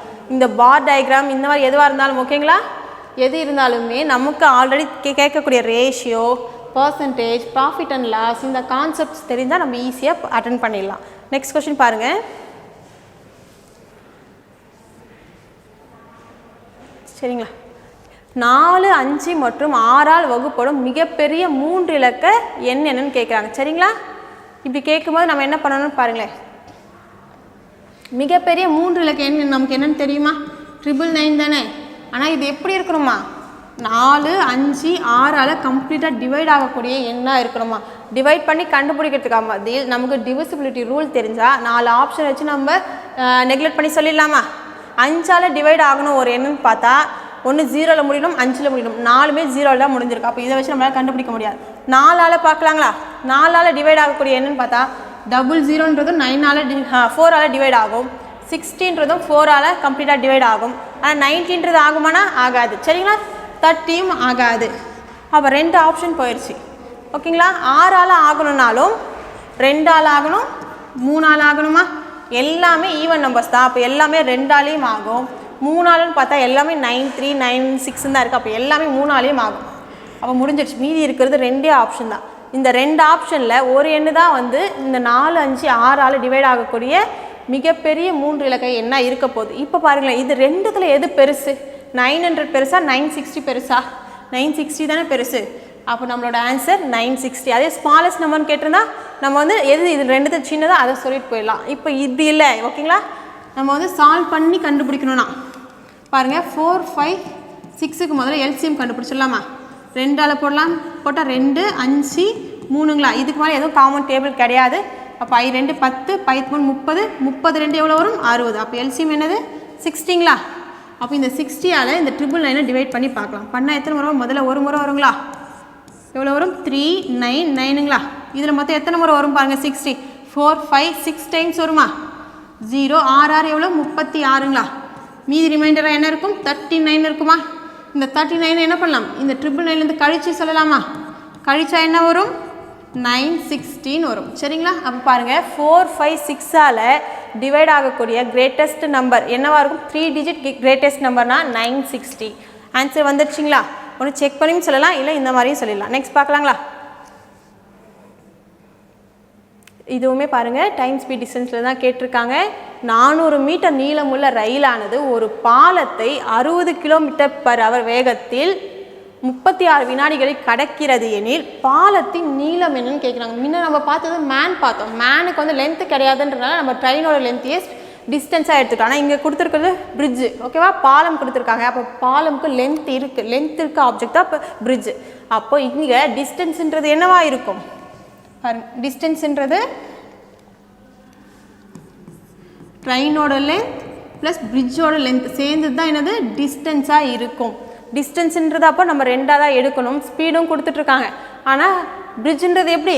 மூவிங்கில் கிடையாது. எப்போவுமே பிரிட்ஜ் மூவ் ஆகுமா? அது எப்போவுமே மூவ் ஆகாத ஆப்ஜெக்ட். அப்போ ஸ்பீடுன்றது இங்கே ட்ரெயினோட ஸ்பீட் மட்டும்தான். டைமிங் அவங்க கொடுத்துருக்காங்க, எவ்வளோ டைமில் க்ராஸ் பண்ணுதுன்றது. நம்ம distance equal to speed into time தானே ஃபார்முலா. சரிங்களா, டிஸ்டன்ஸ்க்கு அப்புறம் நம்ம என்ன எடுத்துக்கணும்? ட்ரெயினோட லென்த் ப்ளஸ் பிரிட்ஜோட லென்த் ரெண்டையும் சேர்த்தது தான் நம்ம டிஸ்டன்ஸ்னு எடுத்துக்கணும். ஸ்பீட் என்னது? ட்ரெயினோட ஸ்பீட் மட்டும் தானே 60 km/h. ஆனால் டைமிங் எப்படி இருக்குது? 36 செகண்ட்ஸாக இருக்குது. அப்போ நம்ம இதை என்ன பண்ணணும்? செகண்ட்ஸாக மீட்டர்/செகண்ட்ஸாக மாற்றிக்கலாமா? km/h மீட்டர்/செகண்ட்ஸாக மாற்றணும் என்ன பண்ணணும்? 5/18 பெருக்கணுமா? பெருக்குனா இதுவும் மீட்டர்/செகண்ட், இது செகண்ட்ஸ் கேன்சல் ஆகிட்டு டிஸ்டன்ஸ் எப்படி இருக்கும்? மீட்டரில் கிடைக்குமா? ஒரு 18 18 2 18 36ங்களா? மொத்தமாக பெருக்கினா எவ்வளோ வரும் பாருங்கள். 300 × 2 பெருக்கினா என்ன வரும் பாருங்கள்? 600ங்களா? இந்த 600ன்றது என்னது? ரெண்டையும் சேர்த்த மாதிரியானது. Length of the train plus length of the bridge. இதில் ரெண்டுத்தில் ஏதோ ஒன்று கொடுத்துருந்தா இன்னொன்று சொல்லிடலாமா? அவங்க என்ன கொடுத்துருக்காங்க? லென்த் ஆஃப் த ட்ரெயின் கொடுத்துருக்காங்களா? 400 plus length of the bridge தான் நம்ம கேட்குறாங்க. அப்போ எனக்கு லென்த் ஆஃப் த பிரிட்ஜ் தான் வேணும்னா இந்த 400 அந்த பக்கம் போச்சுன்னா மைனஸாக மாறுமா? அப்போ லென்த் ஆஃப் த பிரிட்ஜ்னா என்னது? 600 - 400 பண்ணால் பிரிட்ஜோட லென்த் என்னவா இருக்கும்? 200 மீட்டராக இருக்கும். சரிங்களா? Answer option C. திரும்ப சொல்கிறேன், ட்ரெயினை பொறுத்த வரைக்கும் ட்ரெயின் ஒரு ஆப்ஜெக்டை கிராஸ் பண்ணுதுன்னா அது லென்த் இருக்க ஆப்ஜெக்டா லென்த் இல்லாத ஆப்ஜெக்டான்னு பார்க்கணும். லென்த் இருக்க ஆப்ஜெக்ட்னா டிஸ்டன்ஸ் வந்து ட்ரெயினோட லென்த்தையும் அந்த ஆப்ஜெக்டோட லென்த்தையும் சேர்த்து எடுக்கணும். அது நோ லென்த் ஆப்ஜெக்டாக இருந்தால் ட்ரெயினோட லென்த்தை மட்டும் நம்ம டிஸ்டன்ஸாக எடுத்துக்கலாம். நெக்ஸ்ட்டு ஸ்பீடு கிட்ட வரும். ஸ்பீட் கிட்ட வரும்போது ட்ரெயினும் ப்ளஸ் அந்த ஆப்ஜெக்டும் மூவிங்கில் இருந்தால் ரிலேட்டிவ் ஸ்பீட் பார்க்கணும். இல்லை ட்ரெயின் மட்டும்தான் மூவிங்கில் இருக்குது, ஆப்ஜெக்ட் மூவிங்கில் இல்லைன்னா ட்ரெயினோட ஸ்பீடையே நம்ம ஸ்பீடாக எடுத்துக்கலாம். மற்றபடி நம்ம வந்து ஃபார்முலாவில் அப்ளை பண்ணால் நமக்கு ஆன்சர் வந்துடும். நெக்ஸ்ட் கொஸ்டின் பாருங்கள். 3/4 அப்படின்ற ஃப்ராக்ஷனை எனக்கு பர்சன்டேஜில் சொல்லுங்கன்னு கேட்குறாங்க. இந்த மாதிரி ஒரு கொஸ்டின் வந்து ரொம்பவே பேசிக்கான கொஸ்டின். வேறு எந்த வேணால் ஃப்ராக்ஷன் கொடுத்துருக்கலாம், அதை பர்சன்டேஜில் சொல்லுங்கள். இந்த ஃப்ராக்ஷனை நம்ம எப்பவுமே பண்ணணும்? × 100 பண்ணணும். சரிங்களா? ஒரு நாள் 4 25 நாள் 100ங்களா? அப்போ 3 × 25 75%. சரிங்களா? அப்போ 3/4க்கு ஈக்குவலான பர்சன்டேஜ் என்னன்னு பார்த்தீங்கன்னா 75%. ஒரு ஃப்ராக்ஷனை பர்சன்டேஜில் சொல்லணும்னா × 100 பண்ணி சொல்லணும். நெக்ஸ்ட் கொஸ்டின் பாருங்கள்.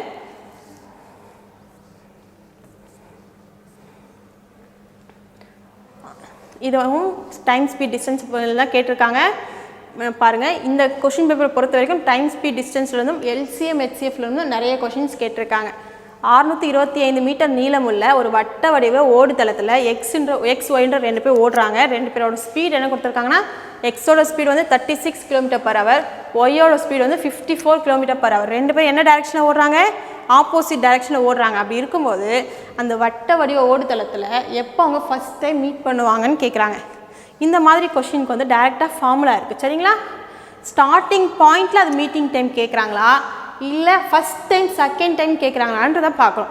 ஸ்டார்டிங் பாயிண்டில் கேட்டாங்கன்னா LCM ஆஃப்னு சொல்லிட்டு டைம் ஓகேவா? ஃபஸ்ட்டு பர்சனோட டைமிங்க்கும் செகண்ட் பர்சனோட டைமிங்க்கும் LCM கண்டுபிடிச்சா ஸ்டார்டிங் பாயிண்டில் அவங்க எப்போ மீட் பண்ணுவாங்கன்னு சொல்லலாம். ஆனால் அவங்க ஸ்டார்டிங் பாயிண்ட்டுன்ற வேர்ட் கொடுக்கல, ஃபஸ்ட் டைம் எங்கே மீட் பண்ணுவாங்க தான் கேட்குறாங்க. அப்படி இருக்கும்போது ஃபார்முலா பார்த்தீங்கன்னு வச்சுக்கோங்க, அந்த ஓடுதளத்தோட லென்த் அதனோட மொத்த அளவு ஓகேவா டிவைட் பை அதனோட 2 ஸ்பீடு எடுத்துக்க போகிறோம். சரிங்களா? 2 பேரோட ஸ்பீடு தான், 2 பேர் தானே ஓடுறாங்க.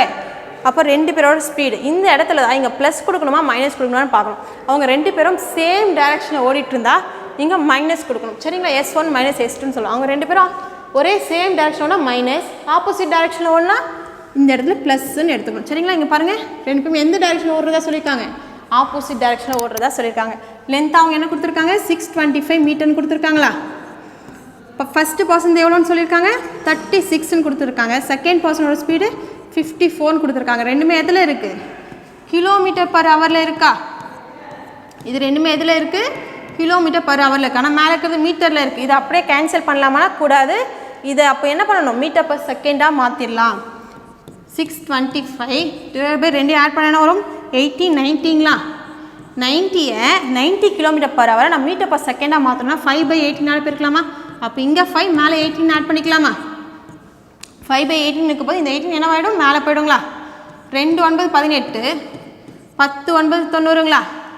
1 5 5 125 625ங்களா? இதுக்கு மேலே எதுவும் கேன்சல் பண்ண வேண்டாம். அப்படி இதை பெருக்கிட்டு கீழே 10 இருந்தால் நம்ம என்ன பண்ணலான்னு பாருங்கள். அது 2 10ங்களா? மீதி 1 2 2 4 1 கூட்டினா 5 1 2 2ங்களா? கீழே டிவைட் பை 10 இருக்கிறதா மீனிங்கா? இப்போ 10க்கு 0 0 கேன்சல் ஆச்சு என்ன வரும்? 25 செகண்ட்ஸ். ஏன்னா எல்லாமே எப்படி இருக்குது? மீட்டர்/செகண்ட்ஸில் இருக்கா? அப்போ ஆன்சர் நமக்கு என்ன வரும்? டைமிங் செகண்ட்ஸ் வரும். அப்போது அவங்க ஓடிட்டே இருக்கும்போது ஸ்டார்ட் பண்ணி 25 செகண்ட்ஸில் 2 பேரும் ஃபஸ்ட் டைமாக மீட் பண்ணுவாங்க. அதே செகண்ட் டைம் எப்போ மீட் பண்ணுவாங்கன்னா 25 × 2 பண்ணணும். பண்ண என்ன வரும்? செகண்ட் டைமாக அந்த ஓடுதளத்தில் அவங்க எத்தனை மணிக்கு மீட் பண்ணுவாங்கன்னா 50 செகண்ட்ஸ் கழித்து மீட் பண்ணுவாங்க. Next question பார்க்கலாங்களா?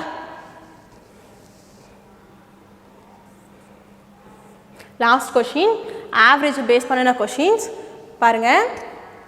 மகேஷ் அப்படின்றவர் 5 பாடத்தில் அவரோட சராசரி மதிப்பெண் என்னவா இருக்குன்னா 62 இருக்குது. 6வது ஒரு சப்ஜெக்டில் 71 மார்க் எடுத்திருக்காருன்னா இப்போ 6 சப்ஜெக்டுக்கும் சேர்த்த மாதிரியான ஆவரேஜ் என்னன்னு கேட்குறாங்க.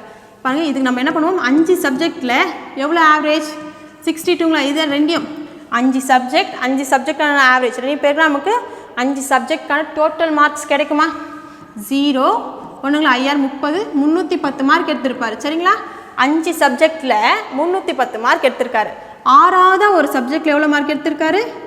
71 மார்க் எடுத்திருக்காரு. இது ரெண்டையும் ஆட் பண்ண நமக்கு என்ன வரும்? 381 வருமா? இந்த 381ன்றது என்னது? 6 சப்ஜெக்டுக்கான கூடுதல். 6 சப்ஜெக்ட்லையும் அவர் எடுத்த மார்க்கு 381. அப்போ 6 சப்ஜெக்ட்மான ஆவரேஜ் வேணும்னா ஆவரேஜுக்கு ஃபார்முலா என்னது? டோட்டல் பை, அதாவது sum by number of observations தானே.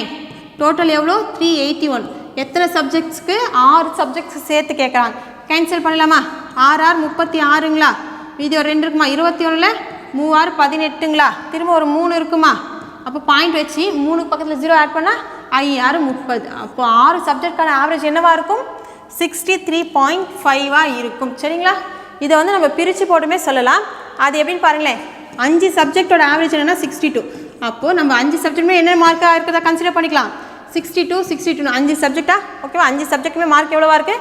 62 இருக்க போகுது. 6வது ஒரு சப்ஜெக்டில் எவ்வளோ மார்க் எடுக்கிறாரு? 71 மார்க் எடுக்கிறாரு. ஆனால் இதுக்கு இப்போது நான் 6 சப்ஜெக்ட்டையும் சேர்த்து ஆவரேஜ் சொல்ல போகிறேன். நான் அப்போ என்ன பண்ணணும், இந்த 6வது சப்ஜெக்டையும் நான் 62னே எடுத்துக்கிறேன். மீதி எவ்வளோ டிஃப்ரென்ஸ் இருக்குது? 9 இருக்குங்களா? 9 மார்க்ஸ் இப்போ எக்ஸஸாக அதிகமாக இருக்குது. அப்போ இந்த 9 மார்க்ஸையும் நான் இந்த 6 மார்க்ஸுக்கும் 6 சப்ஜெக்டும் பிரித்து கொடுத்துட்டேன்னா எனக்கு புது ஆவரேஜ் கிடச்சிருமா? அப்போ நான் 6 சப்ஜெக்ட் பிரித்து கொடுக்கணும். இந்த 6 சப்ஜெக்ட்டுக்கு இந்த 9 மார்க் நான் பிரித்து கொடுக்கணும். அப்போ 6ஆல் டிவைட் பண்ண என்ன வரும்? 1.5 வருமா? இப்போது ஒவ்வொரு சப்ஜெக்ட்லையும் 1.5ன்றதை நான் பிரித்து கொடுத்துட்டேன்னா புது ஆவரேஜ் என்னன்றதை சொல்லிடலாம். ஓகேவா? அப்போ எல்லாத்தோடும் 1.5 தான் நான் பிரித்து கொடுக்க போகிறேன். அப்போ ஆட் பண்ணால் என்ன வரும்? 63.5ன்னு மாறிடும். அப்போ 6 சப்ஜெக்டோட ஆவரேஜ் என்னவாக மாறிடும்? 63.5ஆக மாறிடும். சரிங்களா? இது ரொம்ப பேசிக் நம்பர், ஈஸியாக இருக்குல்ல, இதை டக்குன்னு சொல்லிடலாம். நம்பர் கஷ்டமாக இருக்கும்போது இந்த மாதிரி பிரித்து ஸ்ப்ளிட் பண்ணி கொடுத்து ஆவரேஜ் கண்டுபிடிக்கிற மாதிரி பார்த்துக்கோங்க. அவ்வளோதான். ஓகேங்களா? 20 கொஷின்ஸுமே பார்த்துட்டோம். எக்ஸாமும் இதே மாதிரி எல்லா டாபிக்ஸும் மிங்கிள் ஆகி ஈஸியாக தான் இருக்கும். 15 to 17 கொஷின்ஸ் ஈஸியாக பண்ணிடலாம். ஒரு 3 to 4 கொஷின்ஸ் தான் கொஞ்சம் யோசிச்சு பண்ணுற மாதிரி இருக்கும். நல்லா ப்ராக்டிஸ் பண்ணிட்டு போயிட்டு எக்ஸாம் நல்லா பண்ணுங்கள். ஸ்டூடெண்ட்ஸ், வெல்கம் டு முப்படை டிஃபென்ஸ் அகாடமி. டெஸ்ட் 3 உண்டான ஆன்சிக் எக்ஸ்பிளேஷன் வந்து பார்க்கலாம். ஃபர்ஸ்ட் கொஸ்டின் வந்து பாருங்கள். ஐடென்டிஃபை தி கரெக்ட்லி ஸ்பெல்ட் சென்டென்ஸ் அப்படின்னு சொல்கிறாங்க. அதாவது என்ன கேட்குறாங்க அப்படின்னா, 4 ஆப்ஷனில் ஒரே ஒரு ஆப்ஷனில் இருக்கக்கூடிய அந்த ஒரு வார்த்தை மட்டும் தான் எப்படி இருக்கும் அப்படின்னு சொல்லிட்டு பார்க்கும்போது ஸ்பெல்லிங் கரெக்டாக இருக்கும் அப்படின்ற மாதிரி சொல்கிறாங்க. ஓகேவா? A option, B option, C option, D option, இந்த 4 ஆப்ஷனுமே நீங்கள் செக் பண்ணி பார்த்தீங்கன்னு வச்சுக்கோமே, ஒரே ஒரு வேர்டு மட்டும் தான் என்ன பண்ணியிருப்பாங்க அப்படின்னா மாற்றி கொடுத்துற மாதிரி இருக்கும். குரோனாலஜிக்கல் அப்படின்னு சொல்லிட்டு. ஓகேங்களா? இந்த குரோனாலஜிக்கல் அப்படின்றது என்ன மீனிங் அப்படின்னு சொல்லிட்டு பார்க்கும்போது கால வரிசைப்படி அப்படின்ற மாதிரி வந்து சொல்லுவாங்க. ஆமாம் தானே? இப்போ நம்ம வந்து சுதந்திரம் கிடைச்சது, அதுக்கப்புறம் வந்து குடியரசு ஆனது, அதுக்கப்புறம் இந்த மாதிரிலாம் விஷயம்லாம் இருக்குல்ல, இது எதனா கால வரிசைப்படி எழுதுங்க அப்படின்னா நம்ம என்ன பண்ணுவோம்? 1947 ஃபஸ்ட் வந்துச்சு, அதுக்கப்புறம் 1950 நம்மளுக்கு வந்து குடியரசு ஆச்சு அப்படின்ற மாதிரி எழுதுவோம்ல. இதுதான் என்னன்னு சொல்லுவாங்க அப்படின்னா இந்த குரோனாலஜிக்கல் ஆர்டர் அப்படின்னு சொல்லிட்டு, அதாவது கால வரிசைப்படி வந்து எழுதுதல் அப்படின்னு சொல்லுவாங்க. ஓகேங்களா? ரைட். இப்போ இந்த குரோனாலஜிக்கலுக்கு வந்து என்ன ஸ்பெல்லிங் அப்படின்னு சொல்லிட்டு பார்க்கும்போது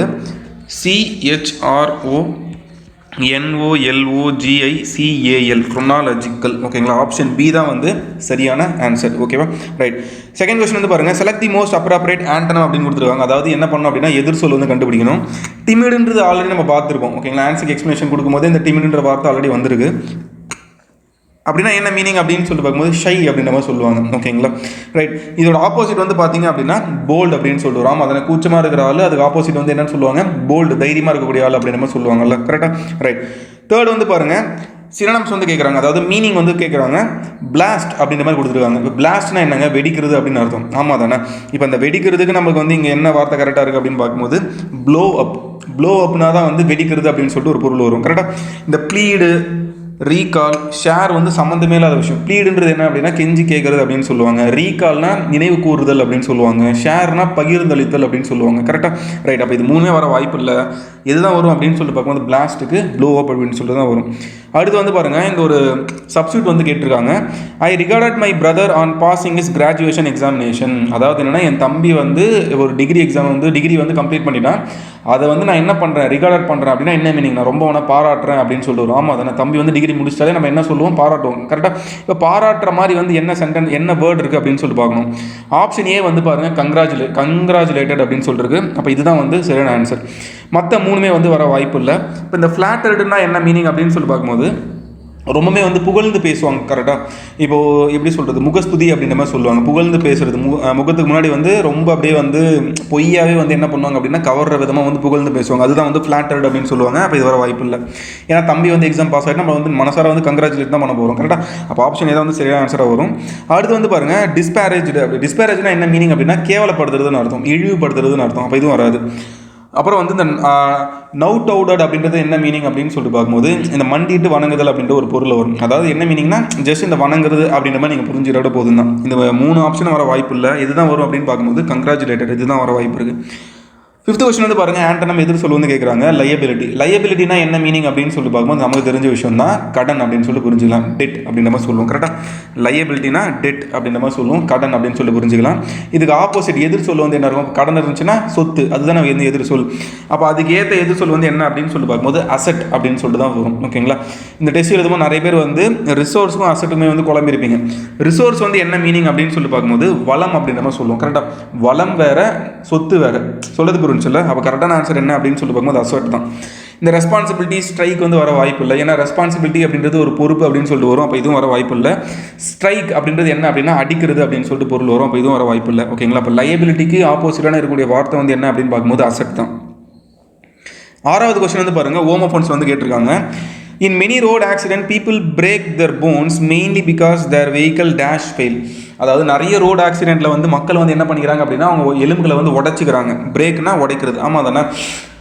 இது எதனால் ஆகுது அப்படின்னு சொல்லிட்டு பார்க்கும்போது அவங்களோட வண்டியில் இருக்கக்கூடிய பிரேக் வந்து ஃபெயில் ஆகிறதுனால ஆகுது அப்படின்ற மாதிரி சொல்கிறாங்க. கரெக்டாக? இப்போ பிரேக்குக்கு என்ன ஸ்பெல்லிங் வரும், BRAKE. இதுதான் வந்து வர வாய்ப்பு இருக்குது. கரெக்டாக? பிரேக் ஃபெயில்ஸ் அப்படின்னு சொல்லிட்டு. கரெக்டாக? ரைட். இங்கே பாருங்கள், இந்த ப்ரோ வர வாய்ப்பு இல்லை, ப்ரோக்கு வர வாய்ப்பு இல்லை. இந்த ப்ரோக்குன்றது உடைந்தது கூட பாஸ்ட் டென்ஸ். அப்போ இது வர வாய்ப்பு இல்லை. ப்ளீக்குனா என்ன மீனிங் அப்படின்னு சொல்லி பார்க்கும்போது இருட்டு அப்படின்னு சொல்லுவாங்க. இருட்டு, இருண்ட, கோல்டு அந்த மாதிரி சொல்கிறது தான் வந்து இந்த ப்ளீக் அப்படின்ற மாதிரி சொல்லுவாங்க. கரெக்டாக? அப்போ இதுவும் வர வாய்ப்பு இல்லை. அப்போது ஹோமோஃபோன்ஸ் இது கரெக்டாக மேட்ச் ஆகுது அப்படின்னு சொல்லி பார்க்கும்போது பிரேக் தான். நெக்ஸ்ட் வந்து பாருங்கள், select the correct word for the blanks இந்த கிவன் சென்டென்ஸ் அப்படின்னு சொல்கிறாங்க. Sivakasi is famous for its dash box industry. Sivakasi வந்து எதுக்குங்க ரொம்ப ஃபேமஸ், மேட்ச் பாக்ஸ் தானே. அவ்வளோதான், ஈஸியாக வந்து இங்கே அடிச்சுட்டு போயிடலாம். அப்போ இங்கே மேட்ச்னா இங்கே மேட்ச் அப்படின்னு சொல்லிட்டு தான் வரும். And I am unable to find a match for my purple dress. அதாவது சிவகாசி வந்து இந்த மேட்ச் பாக்ஸ் இண்டஸ்ட்ரியில் ரொம்ப ஃபேமஸ்ஸு. அதுக்கப்புறம் இந்த பர்பிள் ட்ரெஸ்ஸுக்கு கரெக்டான ஒரு மேட்ச் வந்து என்னால் கண்டுபிடிக்க முடியல அப்படின்ற மாதிரி வந்து சொல்கிறாங்க. கரெக்டாக? ரைட். 8th வந்து பாருங்கள், truthfully speaking, the victories of peace and harmony have a more dash impact on human civilization than the so-called victories of war அப்படின்னு சொல்கிறாங்க. அதாவது என்ன அப்படின்னு சொல்லி பார்க்கும்போது போர் செய்து ஆயுதம் ஏந்திய போர் செய்து சண்டையிட்டு கிடைக்கக்கூடிய வெற்றி வந்து அதை காட்டிலும் இந்த அமைதியின் வழியாக இல்லை வந்து ஒரு சுமூகமான ஒரு வழியில் வந்து ஒரு போராட்டம் வந்து நடத்தி அதில் ஒரு வெற்றி வரும்ல, அந்த வெற்றி தான் வந்து இதையை காட்டிலும் ரொம்ப நாள் வந்து மக்கள் மனசில் இருக்கும் அப்படின்ற மாதிரி வந்து ஒரு சென்டென்ஸில் கொடுத்துருக்காங்க. ஓகேங்களா? ரைட். அப்போ இந்த fill in the blanks என்ன வர வாய்ப்பு இருக்குது அப்படின்னு சொல்லி பார்க்கும்போது ரொம்ப காலம், நீண்ட காலம் அப்படின்ற ஒரு வார்த்தை வந்து இங்கிலீஷ் வார்த்தை எதுன்னு சொல்லி நம்ம கண்டுபிடிக்கணும். ஓகேங்களா? ஆப்ஷன் ஏ வந்து பாருங்கள், சுப்பீரியர்னா வந்து ரொம்ப மேலே உயர்ந்தது அப்படின்னு சொல்லுவாங்க. அப்போ இது வர வாய்ப்பு இல்லை. ஆப்ஷன் பி வந்து பாருங்கள், டிரான்சியன்ட்னா வந்து குறுகிய காலம் அப்படின்ற மாதிரி சொல்லுவாங்க. குறுகிய காலம். ஓகேங்களா? குறுகிய காலம் அப்படின்ற மாதிரி சொல்லுவாங்க. அப்போ இது வர வாய்ப்பு இல்லை. கிரேட்டர்னா வந்து ரொம்ப பெருசு அப்படின்னு சொல்லுவாங்க. அப்போ இதுவும் வர வாய்ப்பு இல்லை. லாஸ்டிங் அப்படின்னு சொல்லுவாங்க. நம்ம கூட இந்த டியூரேசல் பேட்டரி அப்படின்னு சொல்லிட்டு பார்த்துருப்போம். அதில் என்ன கோட்ஸ் வரும், எவர் லாஸ்டிங் அப்படின்னு சொல்லிட்டு, அதாவது நீண்ட காலமாக எப்பொழுதுமே வந்து நீடித்து இருக்கும் அப்படின்ற மாதிரி சொல்லுவாங்க. கரெக்டாக? அப்போது லாஸ்டிங் அப்படின்னு சொல்லி தான் வரும். சொல்கிறது புரிஞ்சுல? ரைட். நெக்ஸ்ட் வந்து பாருங்கள், purchasing furniture at low cost could not involve abandoning design or quality அப்படின்ற மாதிரி சொல்கிறாங்க. அதாவது நம்ம லோ காஸ்ட்டில் வந்து ஒரு ஃபர்னிச்சர் வந்து வாங்குறோம், பர்ச்சேஸ் பண்ணுறோம்ல, அது வந்து could not involve abandoning design or quality.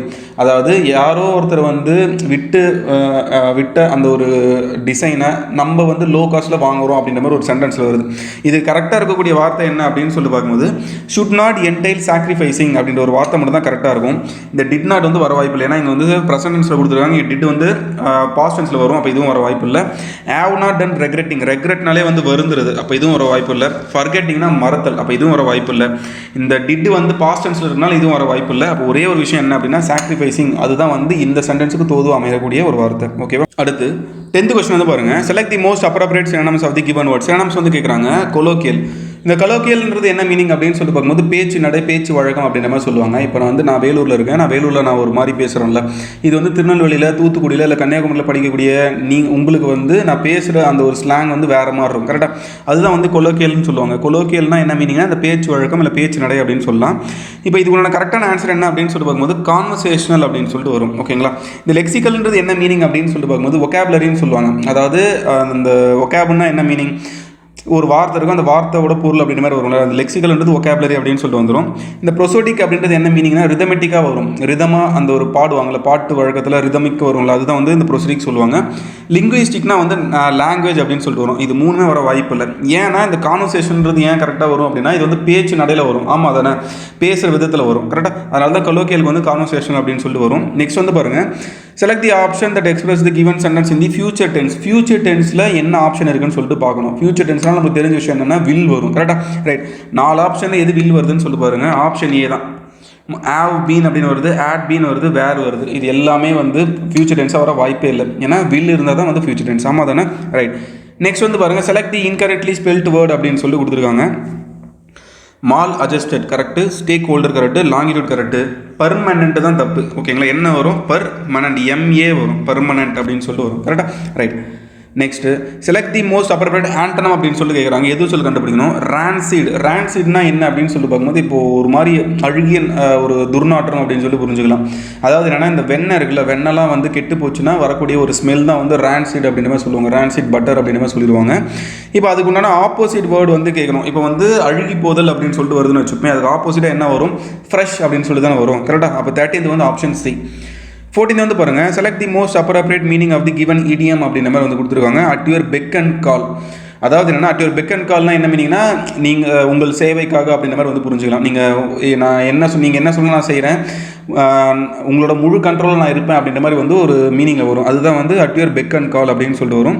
இது கரெக்டான ஆன்சர் என்ன அப்படின்னு சொல்லிட்டு பார்க்கும்போது to have absolute control over someone அப்படின்னு சொல்லி புரிஞ்சுக்கலாம். அதாவது ஒருத்தர் மேலே இருக்கக்கூடிய ஒரு முழு அதிகாரம் அப்படின்னு சொல்லி புரிஞ்சுக்கலாம். ஓகேவா?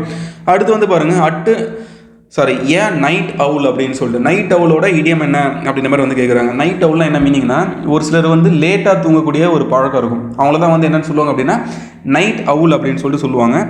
ஆப்ஷன் டி வந்து பாருங்கள், a person who prefers to be awake late at night. அதாவது யார் ஒருவர் இரவு நேரத்தில் வந்து ரொம்ப லேட்டாக வந்து தூங்குறாங்க, ரொம்ப இரவு நேரத்தில் வந்து முழிச்சிட்டு இருக்காங்களோ அவங்கள தான் என்னென்னு சொல்லுவாங்க அப்படின்னா நைட் அவுல் அப்படின்னு சொல்லுவாங்க. எதிர அந்த மாதிரி முழிச்சிட்டு இருக்கு அப்படின்னு சொல்லிட்டு கேட்போம்ல, அதுதான். ஓகேங்களா? ரைட். நெக்ஸ்ட் காம்ப்ரஹென்ஷன் வந்தெல்லாம் ரொம்ப ஈஸியான ஒரு காம்ப்ரஹென்ஷன் தான். இந்த பாருங்கள், த கம்பெனிஸ் இந்த present era dash priority during requirement to the candidates who have emotional intelligence அப்படின்ற மாதிரி கொடுத்துருக்காங்க. அதாவது என்னென்னா இப்போ இருக்கக்கூடிய ப்ரெசென்ட் ஏராவில் இப்போ இருக்கக்கூடிய தருவாயில் இருக்கக்கூடிய கம்பெனிஸ் வந்து யாருக்கு அதிகமான முக்கியத்துவம் வழங்குறாங்க அப்படின்னா எந்த கேண்டிடேட்ஸ்க்கு வந்து எமோஷனல் இன்டெலிஜென்ஸ் இருக்கோ அவங்களுக்கு தான் வந்து முன்னுரிமை வழங்குறாங்க அப்படின்னு மாதிரி சொல்கிறாங்க. ஓகேங்களா? இப்போ இது வந்து பார்த்திங்க அப்படின்னா ப்ரெசென்ட் டென்ஸில் இருக்குது. கரெக்டாக? இப்போ ப்ரெசென்ட் டென்ஸில் நம்ம என்ன பண்ணோம் அப்படின்னா செலக்ட் பண்ணிட்டா மட்டும் போதும். இங்கே பாருங்கள், has been, have been given, or giving, is giving. இப்போ வந்து என்ன பண்ணுறாங்க, கம்பெனிஸ் இந்த ப்ரெசென்ட் ஏரா டேஷ் பேர் இப்போ வந்து கொடுத்துட்ருக்காங்க அப்படின்னு சொல்கிறாங்க. அப்போ கண்டினியூஸ் டென்ஸ்லாம் வரப்போகுது. நம்ம என்ன பண்ணலாம் அப்படின்னா ஆர் கிவிங் இல்லை ஈஸ் கிவிங், இது ரெண்டுத்தில் தான் வர வாய்ப்பு இருக்குது. ஓகேவா? கம்பெனிஸ் வந்து பார்த்திங்க அப்படின்னா ப்ளூரல் அப்படின்னு சொல்லி வந்ததுனால நம்ம என்ன சூஸ் பண்ணுறோம் அப்படின்னா ஆர் கிவிங் அப்படின்னு சொல்லி சூஸ் பண்ணுறோம். ரொம்ப சிம்பிள். ஓகேவா? ரைட். அடுத்து வந்து பாருங்கள், emotional intelligence is the ability to understand, analyse and control emotion. Possessing very high emotional intelligence creates A dash impact on personal life. இப்போ நம்மக்கிட்ட வந்து பயங்கரமான எமோஷனல் இன்டெலிஜென்ஸ் இருந்துச்சுன்னா அதனால நமக்கு என்ன நடக்கும் அப்படின்னு சொல்லி பார்த்தீங்கன்னா நம்ம லைஃப்பில் வந்து ஒரு பாசிட்டிவான ஒரு இம்பாக்ட் நடக்கும். கரெக்டாக? அப்போது 17th வந்து பி தான் வரும். இந்த கிரியேட்டிவ், காலனியல், மெமரபிள் இம்பாக்ட் அப்படின்ற மாதிரி வரவே வராது. ஏன்னா நமக்கு வந்து ஒரு நல்ல இம்பாக்ட் தான் வர வாய்ப்பு இருக்குது. ஓகேங்களா. தேர்ட் வந்து பாருங்கள், as they are very good at controlling emotion, they make other feels dash. அதாவது அவங்க எமோஷன் வந்து பயங்கரமாக கண்ட்ரோல் பண்ண தெரிஞ்சவங்கனால மற்றவங்கள வந்து அவங்க எப்படி வச்சுப்பாங்க அப்படின்னு சொல்லிட்டு பார்க்கும்போது கம்ஃபர்டபுளாக வச்சுப்பாங்க. ஆமாம், அதை நான் ஆல்ரெடி ஆப்ஷன் பார்த்துட்டேன், அதனால தான் உங்களுக்கு எக்ஸ்பிளைன் பண்ணுறேன். ஏன் சொல்கிறேன்னா, இப்போ நீங்கள் வந்து பாருங்கள், எமோஷன் வந்து கண்ட்ரோல் பண்ண தெரியாதவங்க வந்து சின்னதாக யாருன்னா என்ன பண்ணாலுமே அப்படியே ஒரு மாதிரி கோவப்பட்டு பேசுவாங்க. கரெக்டாக இந்த மாதிரி இருந்தால் மற்றவங்க வந்து கம்ஃபர்டபுளாக இருக்க மாட்டாங்க. அது கண்ட்ரோல் பண்ண தெரிஞ்சவங்க மற்றவங்க வந்து எப்படி வச்சுப்பாங்க, கம்ஃபர்டபுளாக வச்சுப்பாங்க. ஓகேங்களா. ரைட். நெக்ஸ்ட் வந்து பாருங்கள், it allows one dash impactfully with other. இப்போ எமோஷனல் இன்டெலிஜென்ஸ் இருந்துச்சுன்னா நம்ம என்ன பண்ணலாம் அப்படின்னா ஈஸியாகவே வந்து கம்யூனிகேட் பண்ணலாம். ஓகேங்களா. இட் அலோவ்ஸ் ஒன் கம்யூனிகேட்டா, டூ கம்யூனிகேட்டிங்கா, டூ பி கம்யூனிகேட்டடா, டூ கம்யூனிகேட்டா. அதாவது உனக்கு எமோஷனல் இன்டெலிஜென்ஸ் இருந்துச்சுன்னா அவங்க வந்து ஈஸியாக மற்றவங்க கூட கம்யூனிகேட் பண்ணுவாங்க அப்படின்னு சொல்கிறாங்க. கரெக்டாக அப்போ வந்து டூ கம்யூனிகேட் அப்படின்னு சொல்லிட்டு தான் வரும். ஓகேவா. கடைசியான விஷயம், these people strengthen the relationship dash the people with their interaction and coordination both in personal and professional life. ஓகேங்களா. இந்த மாதிரி இருக்கக்கூடிய மக்கள் வந்து யாருக்கு மத்தியில் வந்து அவங்க வந்து ரிலேஷன்ஷிப் வந்து பயங்கர ஸ்ட்ராங்காக வச்சுப்பாங்க அப்படின்னு சொல்லி பார்க்கும்போது இந்த personal life and professional life அப்படின்ற மாதிரி சொல்கிறாங்க. ஓகேங்களா. இங்கே பாருங்கள், in reference with, between, along with, among அப்படின்ற மாதிரி வரும். ஓகேங்களா. இங்கே 4 கொடுத்துருக்காங்க. இங்கே பாருங்கள், these people strengthen the relationship among the people. ஓகேங்களா. மக்களுக்கு மத்தியில் with their interaction and coordination both in personal and professional life அப்படின்னு சொல்லி புரிஞ்சிக்கலாம். அப்போ இங்கே அம்மாங்க தான் ஒரு மத்தியில். ஏன்னா 2 பேர் பற்றி பேசுகிறாங்க அப்படின்னா பிட்வீன் சொல்லிட்டு வரும். மோர் தென் 2 அப்படின்னா அமாங் அப்படின்னு சொல்லிட்டு வரும். ஓகேங்களா. இது ஆல்ரெடி உங்களுக்கு கிளாஸில் நான் நடத்திருப்பேன். ஓகேவா. ரைட். அப்போது காம்ப்ரஹென்ஷனோட இந்த ஒரு டெஸ்ட் 3யோட ஆன்சருக்கு எக்ஸ்ப்ளனேஷன் முடியுது. ஓகேங்களா. தேங்க்யூ.